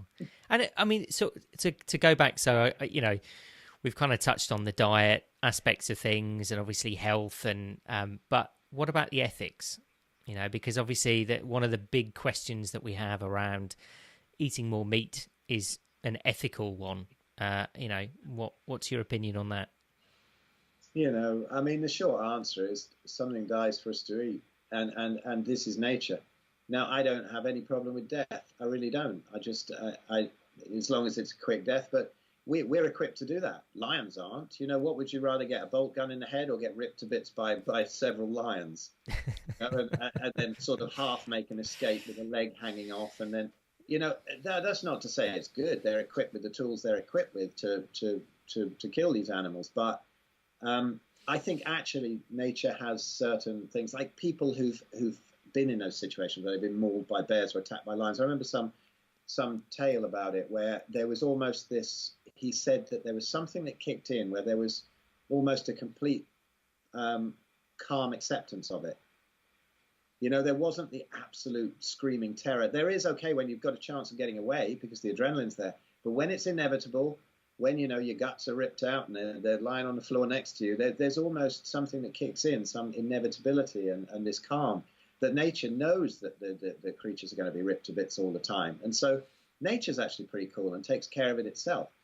But okay, that's nature, and so vegans are going, well, you're not a lion and you can't bring things down with your teeth and all of that. Well, no, we're adapted to meat because we've had tools. And I always say to vegans, well, do you dig all your root vegetables up with your snout? We've had tools for long enough to get around that. We are adapted to meat. We live beautifully on it. If people say that you can't eat meat, I would have been dead from scurvy by now or something else, or I'd have exploded with the horrendous constipation that I was going to get. So, we're exactly the opposite. It's just perfect. So obviously our bodies are dealing with it great. If you give a gorilla steak all day long, it's not going to last long because it is designed to eat plants. But we thrive on it. So everything's fine. So you've got to say, okay, this is our ancestral diet. This is what we eat. Now, how can we get away with being more ethical about it? Well, I think a lot of the propaganda that's come from vegan films, they'll film the cows when they're being fed in the CAFOs. They'll film them right in the corner when they're being fed, and they're all squashed in. They don't pan around to show it's actually a pretty big enclosure. This is something I've only learned recently from Shaun Baker's thing, having all these environmental scientists on, very interesting, and agricultural scientists and people in the animal industry and they're saying you have no idea how much these farmers care for these animals. And most of their life, even the ones that are supposed to be, these dreadful grain-fed animals, they're on pasture most of their life. It's not the case that they're crammed in everywhere. Chickens and pigs, different, okay? Yeah, sure. Out there. There's some disgraceful treatment, and that's probably why they're still pretty inflammatory meat. So they're treated horrendously, and carnivores are totally aware of this, and they'd love to see something done about it, and they'd love to team up with the vegans and do that. Trouble is, if we teamed up with the vegans would start spearing us before we even got onto the premises to sort anything out. so it's a bit of a waste of time. But with the ruminant animals, they are on grass a lot more than we think they are. And when you actually see them, you see films of them being not the crazy ones. Obviously, there's like old folks' homes. There's people get abused in old folks' homes, and some are absolutely before. Sure. It's the same with all these farms. If you have, and abattoirs and stuff. I mean, they've even been designing. There was one woman who's designing like a zigzag corridor where they went down to be slaughtered, so they didn't see anything. I mean, they're even thinking stuff like that. They're not like the brutal savages we think they are. So, and there's other films where they're actually killing them in the fields or whatever, and there's other cows just grazing. They go, there's all this horrendous adrenaline gets into the meat, and they're so scared and all that. Cow drops dead. Its mate next to it doesn't even stop eating. They're not interested. It's not the horror that we think it is, and things have got to die for us to eat. And I'm completely convinced that that my diet kills a lot less than a vegan diet does, because there's a beautiful video. If you look it up, it's about a minute long. It's of Ted Nugent, the guitarist, who is just always tremendously outspoken, and he's quite interesting. He looks really well for like 70 years old. You check him out. He's always been out there hunting his own food, killing it, eating it. He's got a farm, livestock, wild animals, whatever he's got. Right back to the 70s, he was doing that. And he's just got this thing where he goes, if you want to kill the most animals possible, go vegan. And he just makes the point that he said, how do you think you get those fields of crops? Every animal's wiped out, everything down to the bacteria almost. Is this land's cleared, the soil is destroyed, and then on it comes, and the ones that didn't get killed by that process get the hell poisoned out of them by Monsanto. When they come along and put all these glyphosates on or whatever they do, and then the things wandered into the field, you can be sure you're going to chew them up in the combine harvesters. So there isn't an ethical diet. There isn't. Sure. And if you put the cows back on the land, it brings the soil back, it brings the environment back. If we've got to kill something, that's fine. And the people forget that the herds were out there all the time. I was hearing that you could sit there in America and watch. You'd sit there for 4 days while a herd went past, unbroken. So how much were they birthing? Yeah, sure, absolutely. So the whole environmental, ethical thing is totally back to front. We as humans can choose not to cause these animals that wouldn't even exist if we didn't eat them. They're a kind of a fake animal, really. Yeah. So, what are they going to do? They're going to storm around the streets like they do in India. They're going to be storming their way through vegans' broccoli patches, and what are they going to do then? These animals are sacred in India, but when they wander into some shop, which they quite often do, you see these guys looking around and punching them in the face. the vegans are going to get just as angry with them when they're wandering through their place for eating their food. And so, I think the ethical thing is all completely back to front. All the vegans are going, you kill animals and I don't. It's really not that simple. People need to listen to a load of interviews with Leah Keith. She has got it nailed. She's got the whole environmental thing down. She's shown how actually every society has collapsed as their soil has collapsed. And that's what we've done. We've just done this monocropping. We can no longer feed ourselves. Yeah. You know, and when that happens to societies, then you start to see that they start eating each other. You know, that's when cannibalism comes in. That's when vegans turn cannibal. You know, well, let's say turn cannibal, move from auto-cannibalism to real cannibalism. In the meantime, they're kind of eating their own bodies, aren't they, from the inside? Yeah. So you can see this in all the sort of vegan leaders. You know, I think Dr. Greger should start actually doing talks on cannibalism, because he's the biggest expert on it I've ever seen. So you know, I don't know these. I think the ethical thing. I think vegans, if they really care, they're going to sit down and look at it a lot more deeply. Yeah. Because really, but you link them to it, they won't look. Yeah, they sure. Shouting at you, they won't look. So man, just please sit down. Look, they look when they get ill. Yeah. And they get sick enough, and then they think, oh God, I've got to eat meat to get better. I understand that now, but I can't stand the ethics. And then they go, my God, it was never like that all along.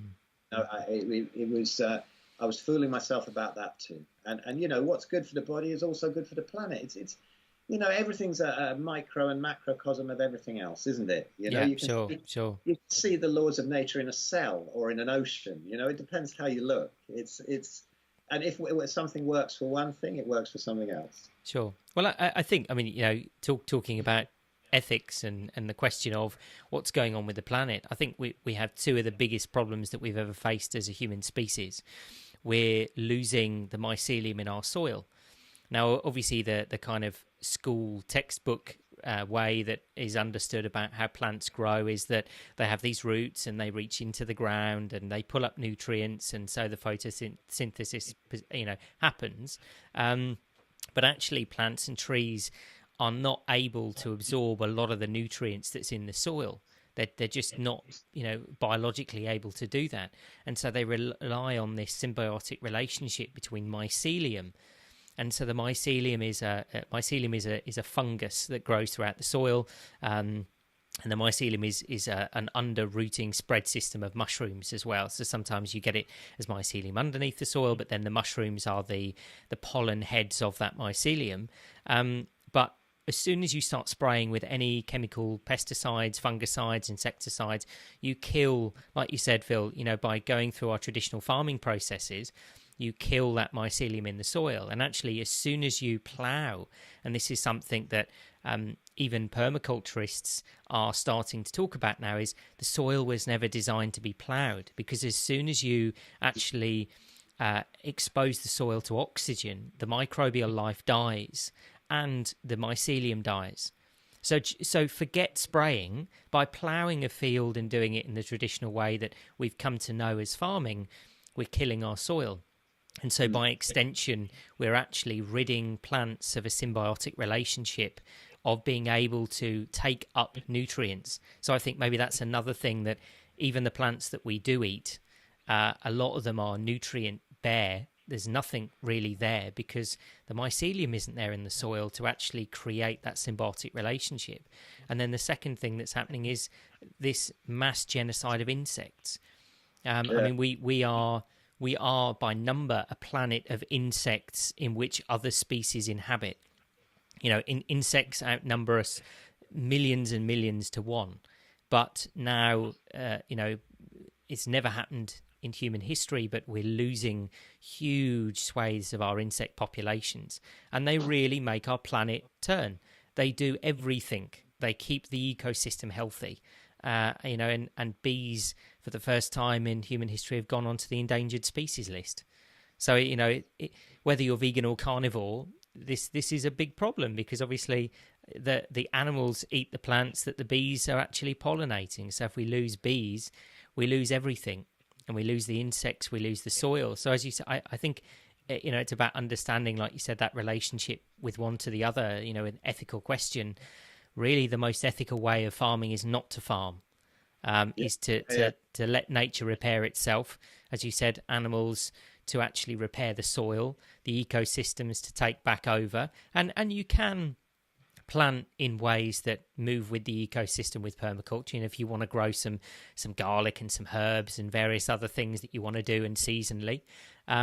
but you can do it in a way that's actually in balance with nature, not, digging holes in the earth and spraying them. And then, of course, this is where this whole GMO thing comes in, doesn't it? That because we've killed so much of our soil, we are engineering these crops to be able to withstand petrochemicals and all sorts of stuff actually going on them, and the plants themselves not dying. I know, it's insane, and it's right in front of our noses. Well, that as you say, we're outnumbered massively by insects. If we keep the population of them up, what a great food source! I mean, how much healthier would people be if they ate this insect, if they ate insects, and if they ate the soy? Sure. Well, look at Andrew Scarborough. I mean, he's a really fantastic example of what an insect diet can do for you. Yeah. It's just organs and insects, isn't he? Yeah. I love teasing Andrew about what he eats, but to be honest, I admire him. I really do. I think he's great, and just it's funny. This whole celebrity in the jungle thing. Have you seen this? I'm a celebrity, get me out of here. And it just sort of fast forward it now and again for the Bush Tucker challenges, the Bush Tucker trials and stuff. And I think, it's kind of revolting, some of the stuff. But if I got in there, I'd just be saying, just give me that. We're on rice and beans again. Yeah, but the nutritious stuff is there. Listen, you can go down there and you can get the trial and you can get eyeballs and tarantulas. At least this is nutrition. A couple of camels' anuses and a kangaroo penis, and you're done. It's you have to choke it down and whatever, but I'm not joking. I'd rather eat that than the rice and beans. If you put me in that jungle, it would be in my contract that I'm not eating the rice and beans, however hungry I got, because it's just pure pain. If I got hungry, I'd be as likely to smash myself in the knee with a hammer as eat that shite. I'm not a great fan of anuses, penises, and eyeballs, but better than grains. Yeah, absolutely better than grains. And it's only our modern acquired squeamishness that's stopped us eating this stuff. Because sure. If we kind of blindfold and you have a nice fried tarantula, it probably tastes pretty good. So I don't see anything wrong with the insect thing, and it would be one of the great solutions. They're probably vegans think that they're not sentient, so they can eat them as well, or are they? Do they have a face? So I suppose they do have a face. It depends if it's a nice face. You see, it has to be a nice face to have real sympathy, doesn't it? I suppose. You see, Bambi wasn't a praying mantis, so maybe they don't have so much sympathy. It's just, it's so comical, isn't it? It really is. It's so comical how we've come by these crazy ideas and become so disconnected. But it is. I think people joke about it, but Walt Disney is one of the main offenders for putting us in this frame of mind. Maybe it'll go down in history that Walt Disney was a worse criminal than Hitler, and that he brought down the end of civilization. You never know. I think it's definitely interesting, because I think I was kind of a bit of an odd one out of my schoolmates, in the sense that I kind of grew up around a lot of hunting families, and they were out shooting pheasants and stuff in at the weekends, and so I kind of grew up with a real understanding. And I remember the first time that I was probably, I don't know, I guess 9 or 10, and somebody had shot a pheasant, kind of clipped it, and I had to go over and kind of wring its neck. And, I think in a kind of weird way, and it was a little bit traumatic in a sense, because I think when you first squeeze the life out of something yourself and really understand what that connection means, it is a bit humbling. But at the same time, I kind of understood that, well, this is where food comes from. And I think this is one of these great shames that, like you said, this kind of Disney mentality that everything's cute and everything's got a little house and a roof, and they go back to their family and sit down for tea. And, where actually we've kind of taken away that connection with our food that you see when you travel abroad, when you go to Asia and you go to Latin America. You go to Mexico City, in the markets, there's cows being bled out and cut apart with people pointing at body parts. And, I think the great thing is about that is they eat everything. I mean, when you go to a Mexican market and a taco stand, you don't get, ribeye steak and flank. you get eyes, you get ears, you get tongue, you get, everything on the animal is used for something, for some kind of purpose. They boil the bones down for gelatin, they make puddings out of it, whatever it is. And I think that's one of the great disconnects. And I think, I hope that we could all agree that we probably do eat too many animals because we like to pluck breasts out of them and pull the bits off that we actually like, instead of eating the entire animal as we did as our ancestors. Absolutely. I remember when it was like 1980 and I was 79, 80, and I was wandering around Morocco, and I got lost somewhere in the market in Fez, and I turned a corner and there was like a shitload of severed cows' heads. And I was really stoned as well, and I was suffering from the after effects of too many mushrooms the year before, so I was quite paranoid. And I just came around this corner, totally lost. I lost all my mates who I was with, and there was just a sea of cow heads staring at me, and it was an overwhelming sense of disconnect. Now it just wouldn't bother me at all. I'd think, well, yes, it's a bit weird to leave them all lying around all over the floor, but that's about it. And so, vegans go, well, oh, do you love your pets? And do you love this and that? This is the thing. We develop emotional attachments, and that's absolutely fine. You know who Chaz and Dave are, don't you? Our Dagoos. Well, Chaz died. Oh, no. And we were devastated. And really, what a little character. He was amazing. And I cried that Chaz died. I was taking him out and I put him, he was on top. You can see my drums stacked up back there. Yeah. He was on this little tissue lying in state, waiting for Amelia to get back, and we were going to give him a burial and all that. He was a proper character, and he loved me as well, and he used to sit in the cage and call me and whatever. And Dave, he hates me, so he's left. Diabetic Dave. We fed them too many almonds. I was kind of, oh well, fat's great, but no, not for all animals, not really. Sometimes they have another procedure. Like Chaz was really healthy.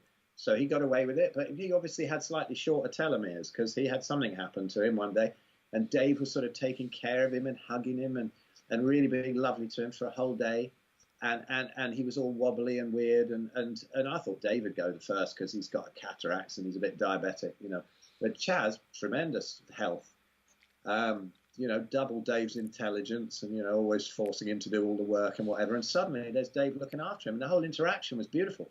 And these animals they have this wonderful interaction. And then he died the next day.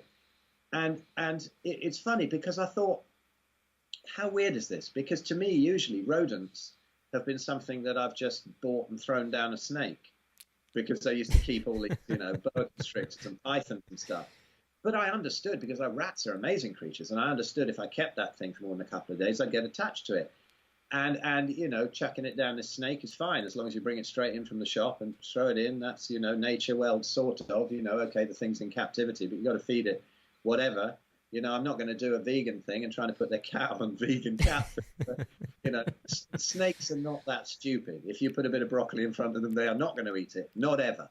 Yeah. Not however hungry they get. If you're going to keep snakes, you're going to have to give them rats. So, and rabbits as they grow up. And that's it. That's so the attachment that we have, but yet again, if I find a really injured bird or something like that, and it's happened a few times, if I've hit one with a car or I've seen one struggling in the side of the road, I'll go pull its head clean off. I don't mess about with wringing its neck because you're not very good at it and it can cause suffering. Yeah, sure, yeah. Death is death. That thing I can see is beyond bundling it up and taking it to the vet. It's far. Yeah. So you go, well, pull its head clean off. And I don't have a problem with that. None at all. If I hit the bird in the first place, I have a problem. I go, like I hit a hedge a while ago. And I went back and the thing had gone under the car and I hadn't even squashed it, but it had died from shock. It had actually died in the night. I was coming back from a gig and this thing was dead in the road. And I just put it in the bushes to the side of the road and drove off. There's nothing I can do about it, but I was really upset about that because I'd caused that problem. Yeah. I didn't mean to.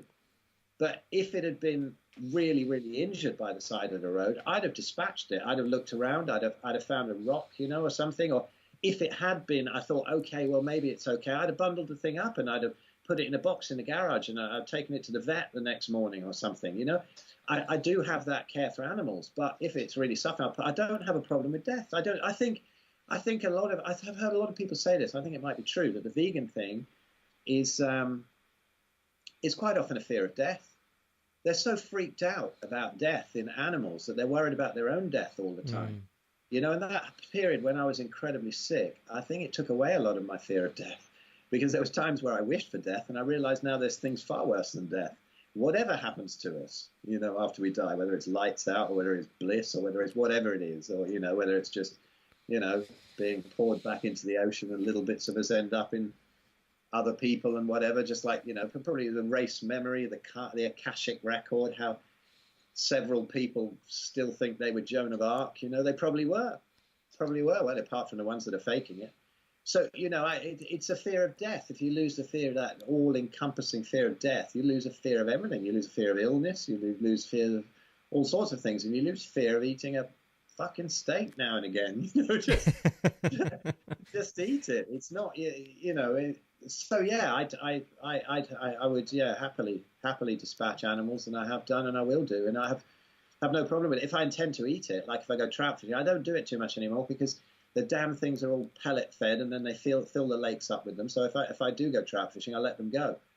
But if I'm on a wild stream and this is a wild caught fish that's eaten all the insect larvae and whatever, they're delicious.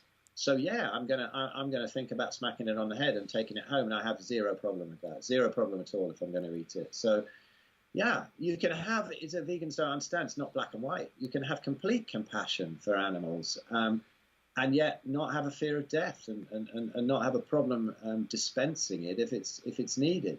Yeah, sure. And I think that comes back to the balance, doesn't it? I mean, if you there's a very interesting lady called Anna Breitenbach. She does some very woo-woo stuff with animals. She's a bit of an animal whisperer, but she's got some very interesting talks about how ancient populations had relationships with the animals that they actually killed. And she talks about Native American Indians all sitting around in a group and kind of reaching out to the animals and really sort of talking about why they needed the food, and it was sustenance for the families and to take them through the winter and new coats and all these kind of things. But it was a real balance of we take what we need, we eat it all, we use it all, and then we kill again. And it's not that there's something wrong with that. And I think, as you said, I'm be interested to hear your kind of opinions around kind of samadhi and maya, and talking about some of this stuff, this part of the illusion, which I think is one of the issues that we've got, as you said, is this kind of fear of death, that it's something that's so wrong. I think suffering is wrong. I think everyone can agree on that, whether carnivore or vegan. Suffering of any animal is wrong. Absolutely, causing unwanted suffering is fundamentally wrong, I think. But your own suffering is often the time you grow the most. Yeah, very true. Yeah, as it happens naturally. It's. I don't judge suffering as good or bad. I just don't particularly want to cause it where I don't have to. I don't think it's my business. Yeah. But yes, I think this is interesting. It's lovely that you bring that up, because I think that all of our problems come from the illusion that we're separate. That this is the thing. If you know, depending on to what degree you understand, or let's not say understand, but fully experience that you are part of the whole, and everything is just one organism. We're, as Rick Archer always says, who does the Buddha at the gas pump interviews, and it's become a friend of mine, and he's great. He always says we're sense organs of the infinite, and I think that's lovely, because rather than being separate entities, if we're separate entities, we get all kinds of ridiculous ideas, don't we? We just start interpreting the universe wrong. And so this leads to a million other nonsensical ideas. And that's not to say that if you have some kind of awakening and you figure out or get thrown into the space where you understand that everything's all one, that doesn't mean to say that you become infinitely wise and that all the preconceptions disappear. Often that's the time when you have to start doing the most work of all. But because you have less of that ironclad ego, you can work on them a lot better and have people tell you that you're a bit of a twat. more easily and take it forward, rather than taking horrendous offence. I think one great marker of how sort of evolved somebody has become in that respect is how easily they can take offence. And weirdly, in the spiritual world, today I was just about to do a video, one that I've been wanting to do for ages, about diet myths, transcendental meditation, and spiritual snowflakes. And the grounding effect that I've seen of the carnivore diet on spiritual people.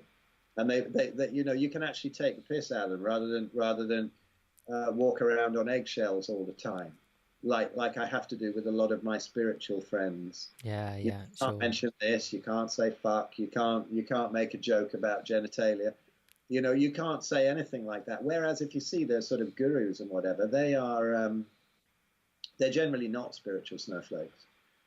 If you sort of anybody who thinks they are, maybe look up Osho's talk on the most useful word in the English language, the word fuck. And he goes through all the different things it can mean. And of course, people go. Then somebody will say, "Well, Osho's mad." Come on, there are people who thought he was the greatest guru, and they think they've got their greatest guru. Billy Connolly, he has a lovely. I'm giving away all the secrets I was going to do on my video today, but like Billy Connolly has a great thing that he said once, where when he's talking about religion, never trust anyone who only has one book. And I think that's just so beautiful. He's so great at dissolving the crap around religion. He's brilliant at summing it up. And I think a lot of these people have a lot of these hilarious people and just people who have no sense of self-importance. They have so much more innate spirituality than these people who run around as seekers. Seeking this, seeking that, and then they end up not being able to do anything. They end up kind of paralyzed by their own preposterous spiritual rules that they've made up. And then you start to get words like deniers and blasphemy, and then then it's becoming a religion, and then the danger really comes. It amuses me when you get this climate change deniers thing coming in. Come on, people just have different opinions, and every good idea started with a few. Okay, so 98% of climate change scientists think that that's the truth. I don't know. I'm not saying one way or the other. I'm really not. So that people don't attack me for this. I'm still looking at it with a real open mind. But that's what I do. I just look at things with an open mind. People, vegans accuse me of being closed-minded, but no, I've looked at that. I've been through it. I've suffered. I've got the joint deformations. I've looked at it. Believe me. I'm not being closed-minded with that. So, but if somebody comes up with something new, I'm on it. When this deuterium. It was like, what's this? Let's go down that rabbit hole. Let's look at it. And I know you're the same. As soon as something interesting comes up, you'll rag it to death, and then you'll come back to me and you'll be going, oh, hey, look, have you discovered this one? That's the alarm for Peter to go and get him from school. But Detter's here. It's okay. Detter? Did you hear that? You going well? Oh, okay. It's not round to Vince's. We have a neighbour called. I can't even tell you.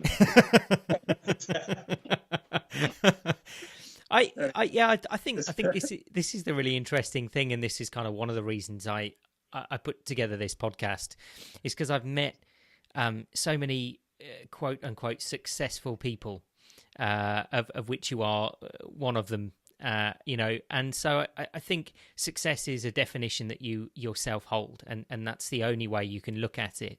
But the commonality between all of them, and particularly the ones that were really successful, and I'm not necessarily talking about money, although some of them have got a lot of money. They all said that humility was the greatest sort of gift that they had and could give to other people. And so it's this idea that the more you know, the less you know. And there's that great, I forget his name, but there's that great saying by the English philosopher, and it's, humans know what they know. And sometimes they know what they don't know, but the real problem is they don't know what they don't know. And that's the issue. And I think whether it's business, whether it's health, whatever environment of life you're in, and however you're looking to progress, it's one of the biggest things that you have to really get over, is that your belief systems are just a process of which you become accustomed to, and it maybe it's because you read a certain paper, or you'll follow a certain YouTuber, or you've had a certain experience in life. But the ability to be able to compartmentalize that and say, okay, well, that was useful, and it's all life experience, but maybe there's another way, maybe there's more answers, maybe there's a different way to do things, and whether that's business or health or whatever it is. I think that is one of the most fundamental principles, and I think illness is one of the greatest gifts, and that's is why you titled your book, right? Is that illness doesn't give you a choice, and especially when it's pain, it's one of those things that makes you face it, because you just have to. You have to continue with your life. You have to say, I'm not prepared to accept this pain, or I need to accept it and move forwards, and then find different ways. And so if you maybe hadn't got that physical pain there would be less of an incentive to do something about it. There'd be less of a drive. The only way you can prove it is by trying these things that you're hearing from people and experimenting on yourself. And then people say it's a useless anecdote. No, it's not. See, the problem with people, when everybody thinks that they know about, going back to the diet thing, just not for diet's sake, but just for the sort of Dunning-Kruger effect sort of sake, because, everybody eats, so everybody thinks that they're an expert on diet. They think that for some reason I've been in a cupboard forever, and I've just come out and got one YouTube video that says I should eat meat, and that I haven't seen all this marvelous truth on the news, in the Daily Mail, that saturated fat blocks my arteries. Yeah, they think I genuinely haven't noticed it, and they will actually comment. It's like someone walking into a brain surgery operation going, "Oh my God, you've hurt his head." It's like, get that lunatic out of here. Somebody made a great point the other day, which was it's a very interesting observation, I think, that if you're brighter than somebody, or more about a subject than somebody, and two other people are talking, who's demolishing who. But if two people know a lot more than you do about a subject, like most people do, like even the vegan doctors, right, like Joel Kahn or whatever, and they know a lot more about diet than most people do, whether it's the correct info or not. They're bandying around all this stuff about different different biological processes and blah blah blah, and it all sounds very convincing. And then you get some carnivore guy talking to him and sort of pretty much easily debunking what he's saying, but your average person listening isn't going to know that. And they're probably going to fall down on the Joel Kahn side, because then Joel Kahn says, oh, I was talking to Shaun Baker, I did that HBO podcast, and then he was saying that, I can't remember if it was in the interview or before, that some doctor, and one of these vegan doctors, I think it was Joel Kahn, had said, well, it's just that you're so cruel and nasty doing that, eating that way. And then you're like, oh, come on. You're just not looking, and anybody's going to believe that. They're going to go, okay, well, there's these two docs arguing about this, but that one cares about animals. He must have a heart. Yeah. And so they get completely fooled in it, and they go down the rabbit hole, and then they end up, 5 years later, they'll come back to me and go, my thyroid's popped up. You were right in the first place. But it takes that to bring them out of that kind of thing. Sure. And that's the real tragedy. That's why we're going about vegans and stuff. Jack did a talk to Bart Kay, and I think Bart Kay's going to be quite amusing. He's really going for the vegans, but and Jack's always going for the diet gurus. But it's interesting because they're really getting on, because they're both kind of research. They both really understand shit way beyond what I understand. But they were chatting, and Jack did a little intro to that talk. It's on Bart Kay's channel. And just his first 5-minute intro explains why it's nothing to do with this war of carnivores and vegans. It's so far beyond that. The carnivores are so educated in diet, and the biohackers, and then mitochondriacs and whatever, and then you add spirituality to that, and then you're so far beyond the bloody diet question. Yeah. That it's weird that somebody's arguing about it. Yeah, sure. It's so weird. You look at the big picture, diet becomes so obvious. In an ancestral framework, in a modern framework, and what's happening with all the other things. And then on the YouTube thing, you get somebody again, and they come up, oh, how can you possibly, everybody knows fruit and vegetables is healthy. How dare you give up this misinformation? When you educate yourself properly, then you'll understand like I do. And you're going,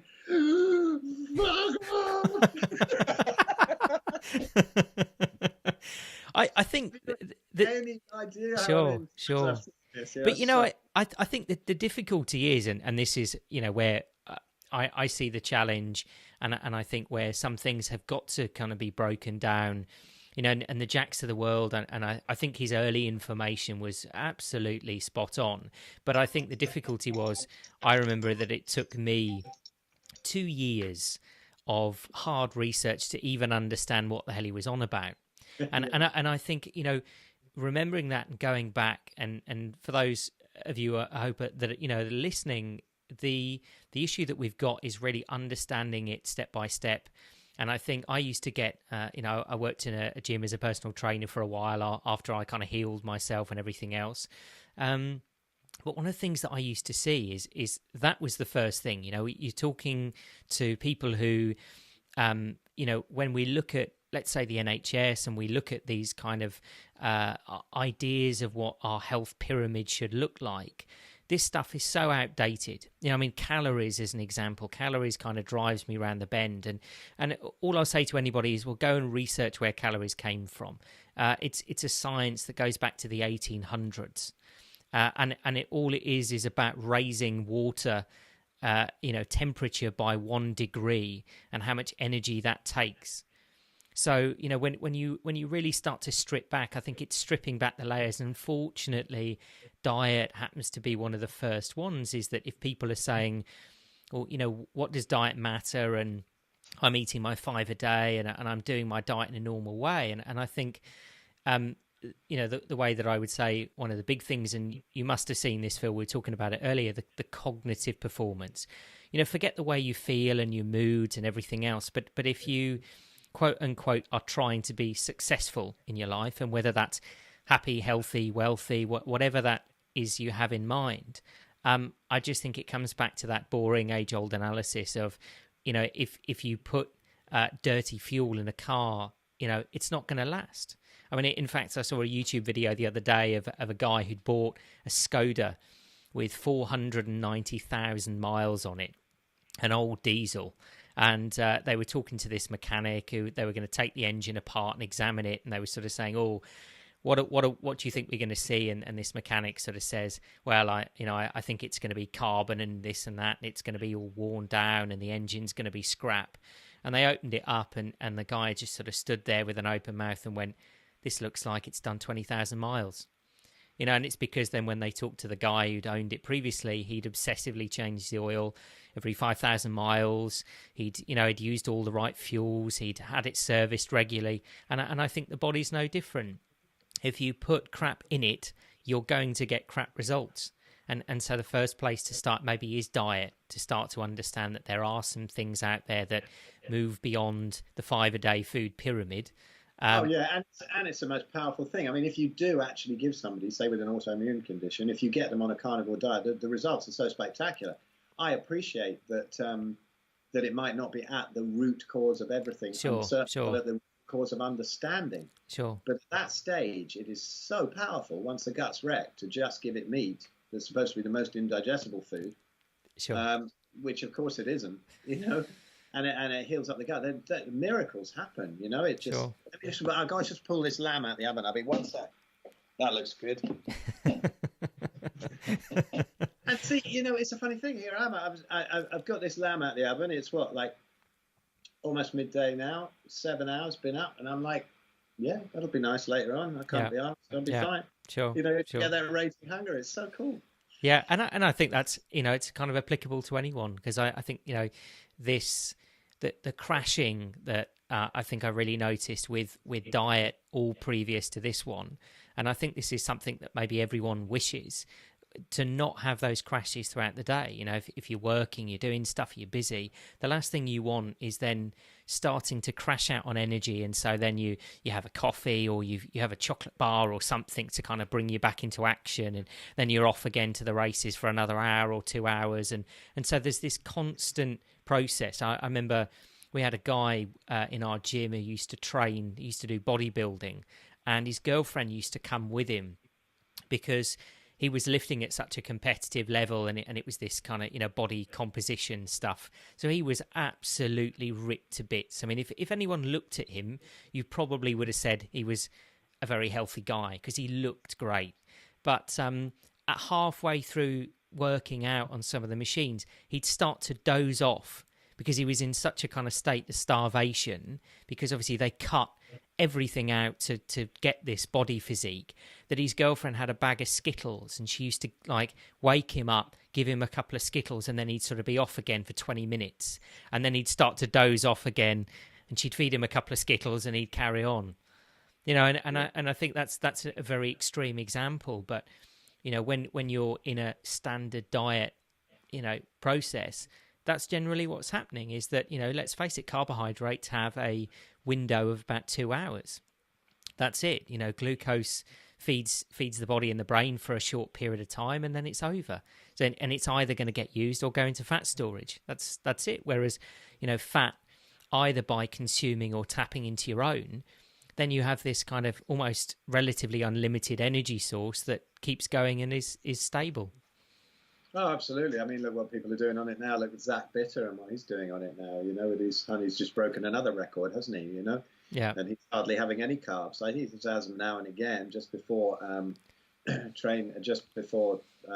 days where he's actually doing a race. I think, I'm not sure of his schedule, but it's fascinating how few carbs he has, and now he's almost 100% carnivore on most days, and he's just not doing all that sort of carb loading that used to be supposed to be essential. And this is what's so great about all these podcasts and stuff. It's just blowing up all the crap. You get well, not just vegans, but all sorts of people. They just go, oh, well, you've linked me to a podcast. Yes, but the podcast is the guy who wrote the damn paper. Yeah. These are not just idiots on these podcasts. These are like leading researchers and scientists, and you can hear their passion for it as well. And you can get a sense of how honest they are. And you can get all of that. Oh, well, just link me to a study. No, mate, you'll probably have to pay for it. You've not read one. You'll have to pay for it on PubMed or whatever it is to get the full one, or whatever it is, wherever they host them. And you're going to, you can actually listen to this guy. Why not listen to this guy? See where it came from. Yeah. See the explanation around where the study came. Have some humanity. No, it's just a podcast. If you're listening to that, then you're obviously a quack. And you're like, oh, man, And this is what we face. Breaking through it, Sure. you can, like I often say, that you can tell people this and that, get the light sorted, do this, do that, but gee, eat just meat, oh, piss off. It's such a wall of dogma between us and just getting us onto our ancestral diet. It's why I say just get, if somebody's sick and they Skype me or something, just please make it a McDonald's eater and not a vegan, because you say to them, hey, give it a go. Eat steak all day. Oh, that sounds cool. I'll give it a go. Vegan, you got 3 months' work of deprogramming. Yeah. Well, I think, because it's become an ideology. And I think actually Gabor Maté did a really interesting talk recently about ideology and how ideology is becoming some of our new addiction. Gabor Maté, for those who don't know, he's one of the world leading specialists on addiction. And so I think that's what it is, that the vegan ideology has become more than just a diet, which for any of us, we're just trying to seek out information. But I think once it becomes an ideology, one of the big problems that we've got is that a lot of people, I think, feel that they don't have a lot of meaning in life. And that's Gabor's theory. He's saying that we don't have enough purpose. We don't have enough meaning. Yeah. We don't have enough meaningful interactions with other people. We email each other in business. We don't send voice and video. We don't talk enough. And so because of that void in the workplace, in our relationships, in our work, in our environments, that we attach to things that give us meaning and purpose. And I think that is one of the kind of the dangerous parts of the vegan movement. I think, being honest, they've got a lot right. I think the factory farming stuff, we can all agree that should go. Bees need to be cared for, and lots of animals need, a better environment to live in. But I think once it becomes an ideology that then, a lot like the yogi stuff and the spiritualism and these, almost religions that come out of this ideology, then it's another cul-de-sac. You've gone down a road, you're parked up, and that's it. You're not moving forwards, and you're not, you're not really paying attention to what's going on around you. Yeah, that's it. That's the other thing when you realise that you're just a little part of the whole. Yeah. Not an individual. You don't take yourself so seriously. You don't even take your own ideas so seriously. They become kind of comical, and you're always willing to move on. Somebody comes up with something else, you go, oh, cool. Yeah, sure. It's obviously I'm a part of this computer, and this is obviously something I have to process instead of I'm not looking at that. Yeah. Which so many people have. They have to just I'm not looking. It might challenge my views. It might challenge my beliefs. Well, why the hell would you want a belief if it's not challengeable? Yeah. Yeah. Sure. I spend an awful long time, and I still do. I spend looking for carnivore disasters, looking for a problem that might come in about it. I'm not going everything's good, but the thing is, I'm only finding good stuff at the moment. That's not to say I won't find something. Sure. And I'll keep on looking, but I'm not. Every time you put on diet disaster or something into YouTube, all you'll find is hundreds of broken vegans now going, oh my God, what was I thinking? And you can honestly, you can direct vegans to Gattis's channel, Sverige on YouTube. And you can direct them there and say, have you seen these hundreds of stories? And they go, oh, he's mad. He thinks the earth is flat and he drinks blood. So I'm not looking at it. Well, fine, it's irrelevant. It's not those people. It's the other one. Oh, they're all faking. They're paid by the meat industry. You're joking me. You are joking. They're paying meat industry, are paying people. And then they start on me like you're trying to harm people by doing the same. You must be paid as well. Going like, come and look at my bank accounts, man. Please come and have a look at them. And if you can find anybody to pay me for it's absolutely insane. But they build up, and I can't understand it. I don't care what anyone eats. I don't give a shit. What I care about is this lack of inquisition. It just puzzles me. I look at some of these comments and I go, what are you thinking? How are you ever going to move forward in life? And then I go, to be honest, that is part of the computer as well. Yeah. It's only because I'm also judging them to be stuck in their own thing. I can always just block them and get rid of them, but I don't. I have this stupid niggling crap about having, I've got to show them this and I've got to show them that. And then, wouldn't that be lovely? Imagine when I found that, how cool it was to learn that and how it took away this ailment. But like you said, like I titled my book, Arthritis, the best thing that ever happened to me. This is probably the best thing that's happening to them. They probably got some shit to through, and all you can do is put this stuff out there, and then nature works beautifully, and it brings you to people that are better for you. The people who are more extreme, they want to go call Gattis up and they want to go talk to him, and then I get certain type of people coming to me who think that I express things in a certain way, and other people think that I'm a stupid old bald Englishman who doesn't he's just whittering on about nonsense. And you get all these different opinions. It's funny seeing yourself through other people's eyes in the world of how many different ways the organism can see itself. And it's all beautiful. It's all perfect. It's how it all adds up. It's just fantastic, I mean, this whole war recently of, Goji Man and, he offered Tim Ferriss, he offered him this whole routine of how to sort his gut out and all that, and then he does it to other people. I don't know whether he just likes people sending him poo through the post. I don't know what he's on about there, and he's got this complicated routine, that complicated routine. And then, Gattis, of course, and Tristan, they both had a pop at him. And they were saying, this is rubbish. This really is nonsense. It's much more simple than this. And then they did mention that, if you zoom in, you can see that he's got seborrheic dermatitis, and you can see all these things going wrong. And there's clearly stuff going on to do with veganism. So he came on with this very serious video saying that he was going to sue them all. And it was so funny. It was like, what are you whinging about, man? Even the vegans were saying, what are you whinging about? Just ignore these bullies. They weren't bullying him at all, But then somebody came up with this video. I don't know if you've seen it, but if anybody puts it, it's by some on the YouTube. You've got to look at it. If anybody's following this saga, by the channel called The Iron Pill, and this guy's done. Gattis is suing Sverige for now 1.5 million or something. I can forget how many noughts there were. Oh my God, it's hilarious. I almost died laughing, you know.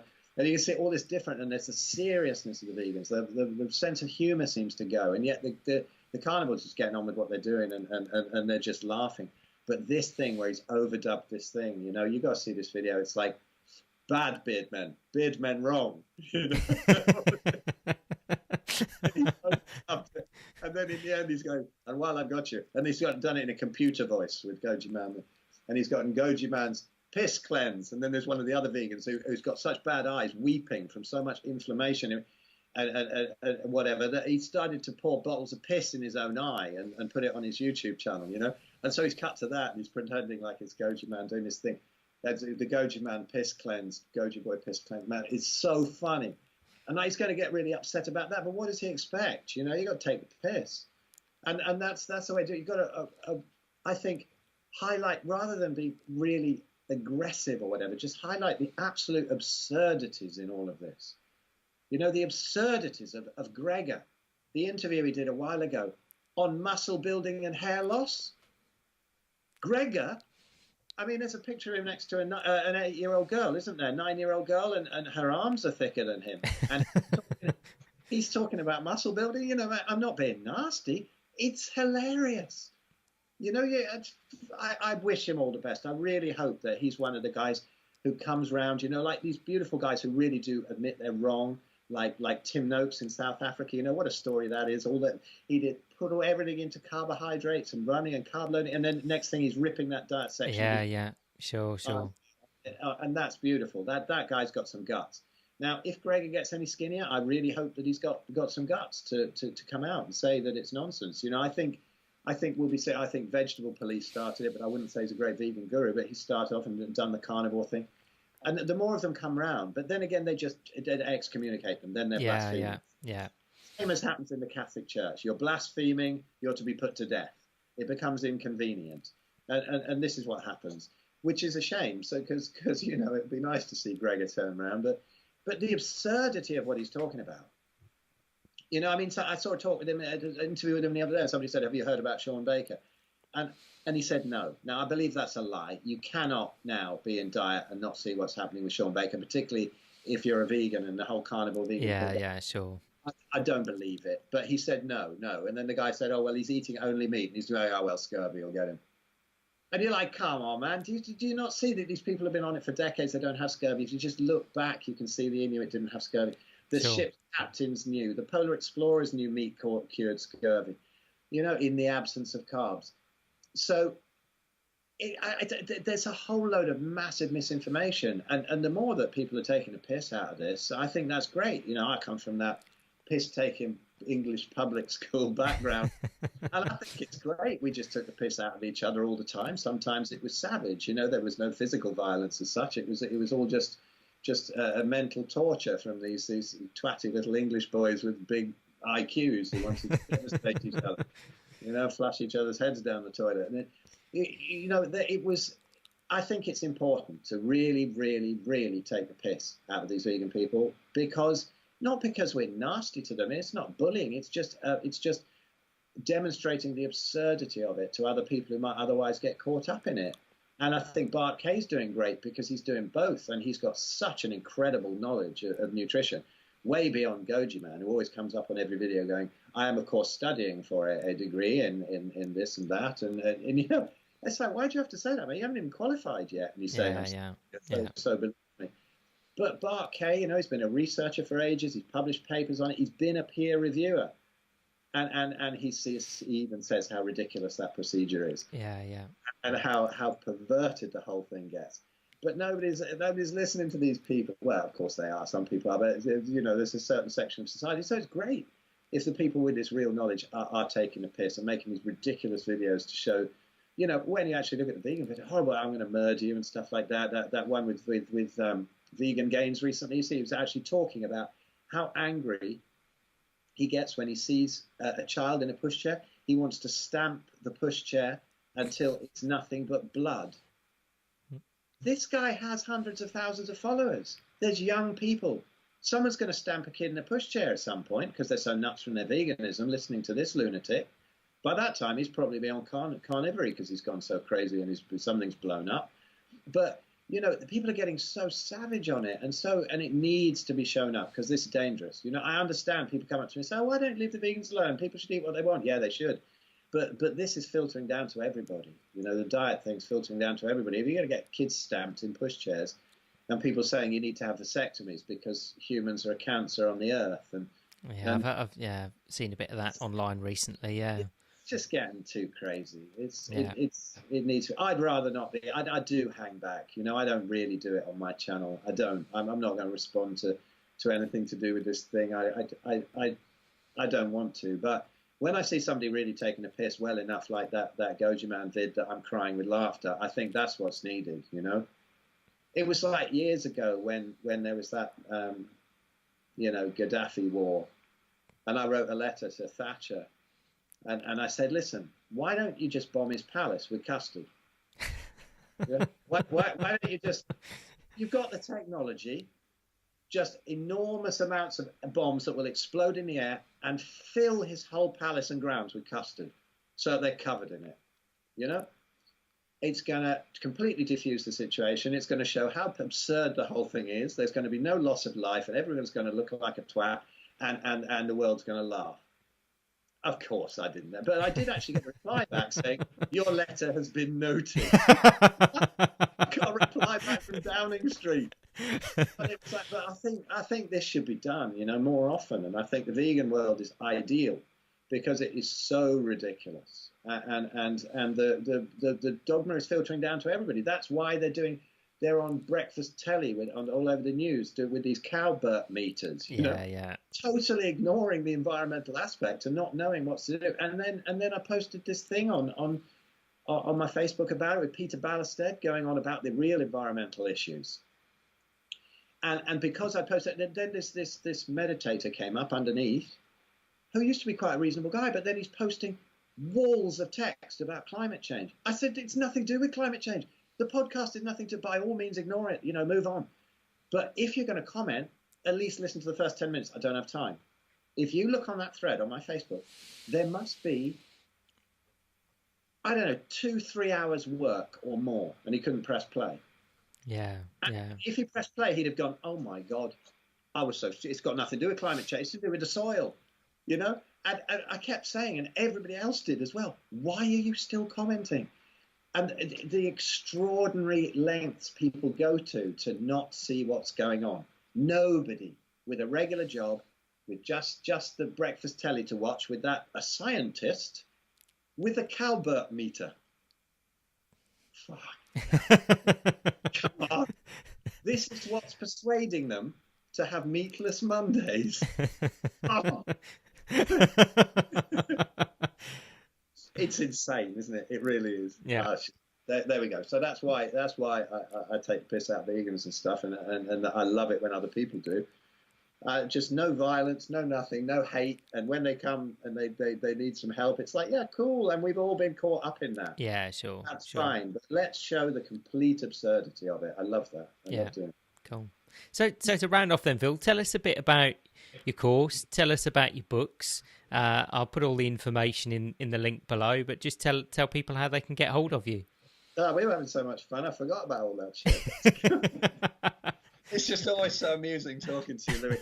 What people maybe don't realise is we've hung out. We've had some amazing evenings together. Absolute hilarity. Yeah. And this dude is my family. He amazes me. He's Thank about you, mate. A third of my age, or maybe less. And yet I always feel like I'm with this wise soul. You know, Louis is somebody really you should take enormous notice of. He's a wise dude. He really is. Thank you, mate. And he has been since he was about naught. Had some tremendous child prodigy stuff going on there. But anyway, yeah. So what have I struggled into by finally learning in my old age, when I was already twice your age and just started looking into this shit, and then only just now do I do it. Yeah. So I've got, come and find me, come and hang out on my 100% Carnivore and Beyond group. No snowflakes, please. It's a lovely place to hang out and take a piss. And there's only one real offence there, is being horrendously violent and abusive to anybody else. or keep on reporting posts to me, because really, seriously, if you don't like it, just go past. They usually point out the most hilarious ones to me, so it's but it's very unlikely I'll get any sympathy for that. And my YouTube channel, and I've just done this course. I thought, when I was trying to fix autoimmunity, diet on its own didn't work, and so I thought I'd love to show people all the ways round, and all of the different things, from light to emotions to even life path, and finding support in it, and growing your confidence, and getting rid of dogma, and all the way through to all the spiritual stuff, everything, cold thermogenesis, plus, all of this, things that worked out of the thousands of things I tried, the few things. And these also seem to coincide with what the real brightest people are picking up on. So my sort of intuitions into it, I've got 30 videos in there, only 5 are to do with diet. And if we didn't have this dogma, it would probably only have been 1, So we got to unwind a few things. But there's 30 videos, and action plans, and links to further investigation on all of these different subjects. And that's available. If you go to the shop page on my website, which is pureactivitynoneword.net, or I think philescott.com gets to it now.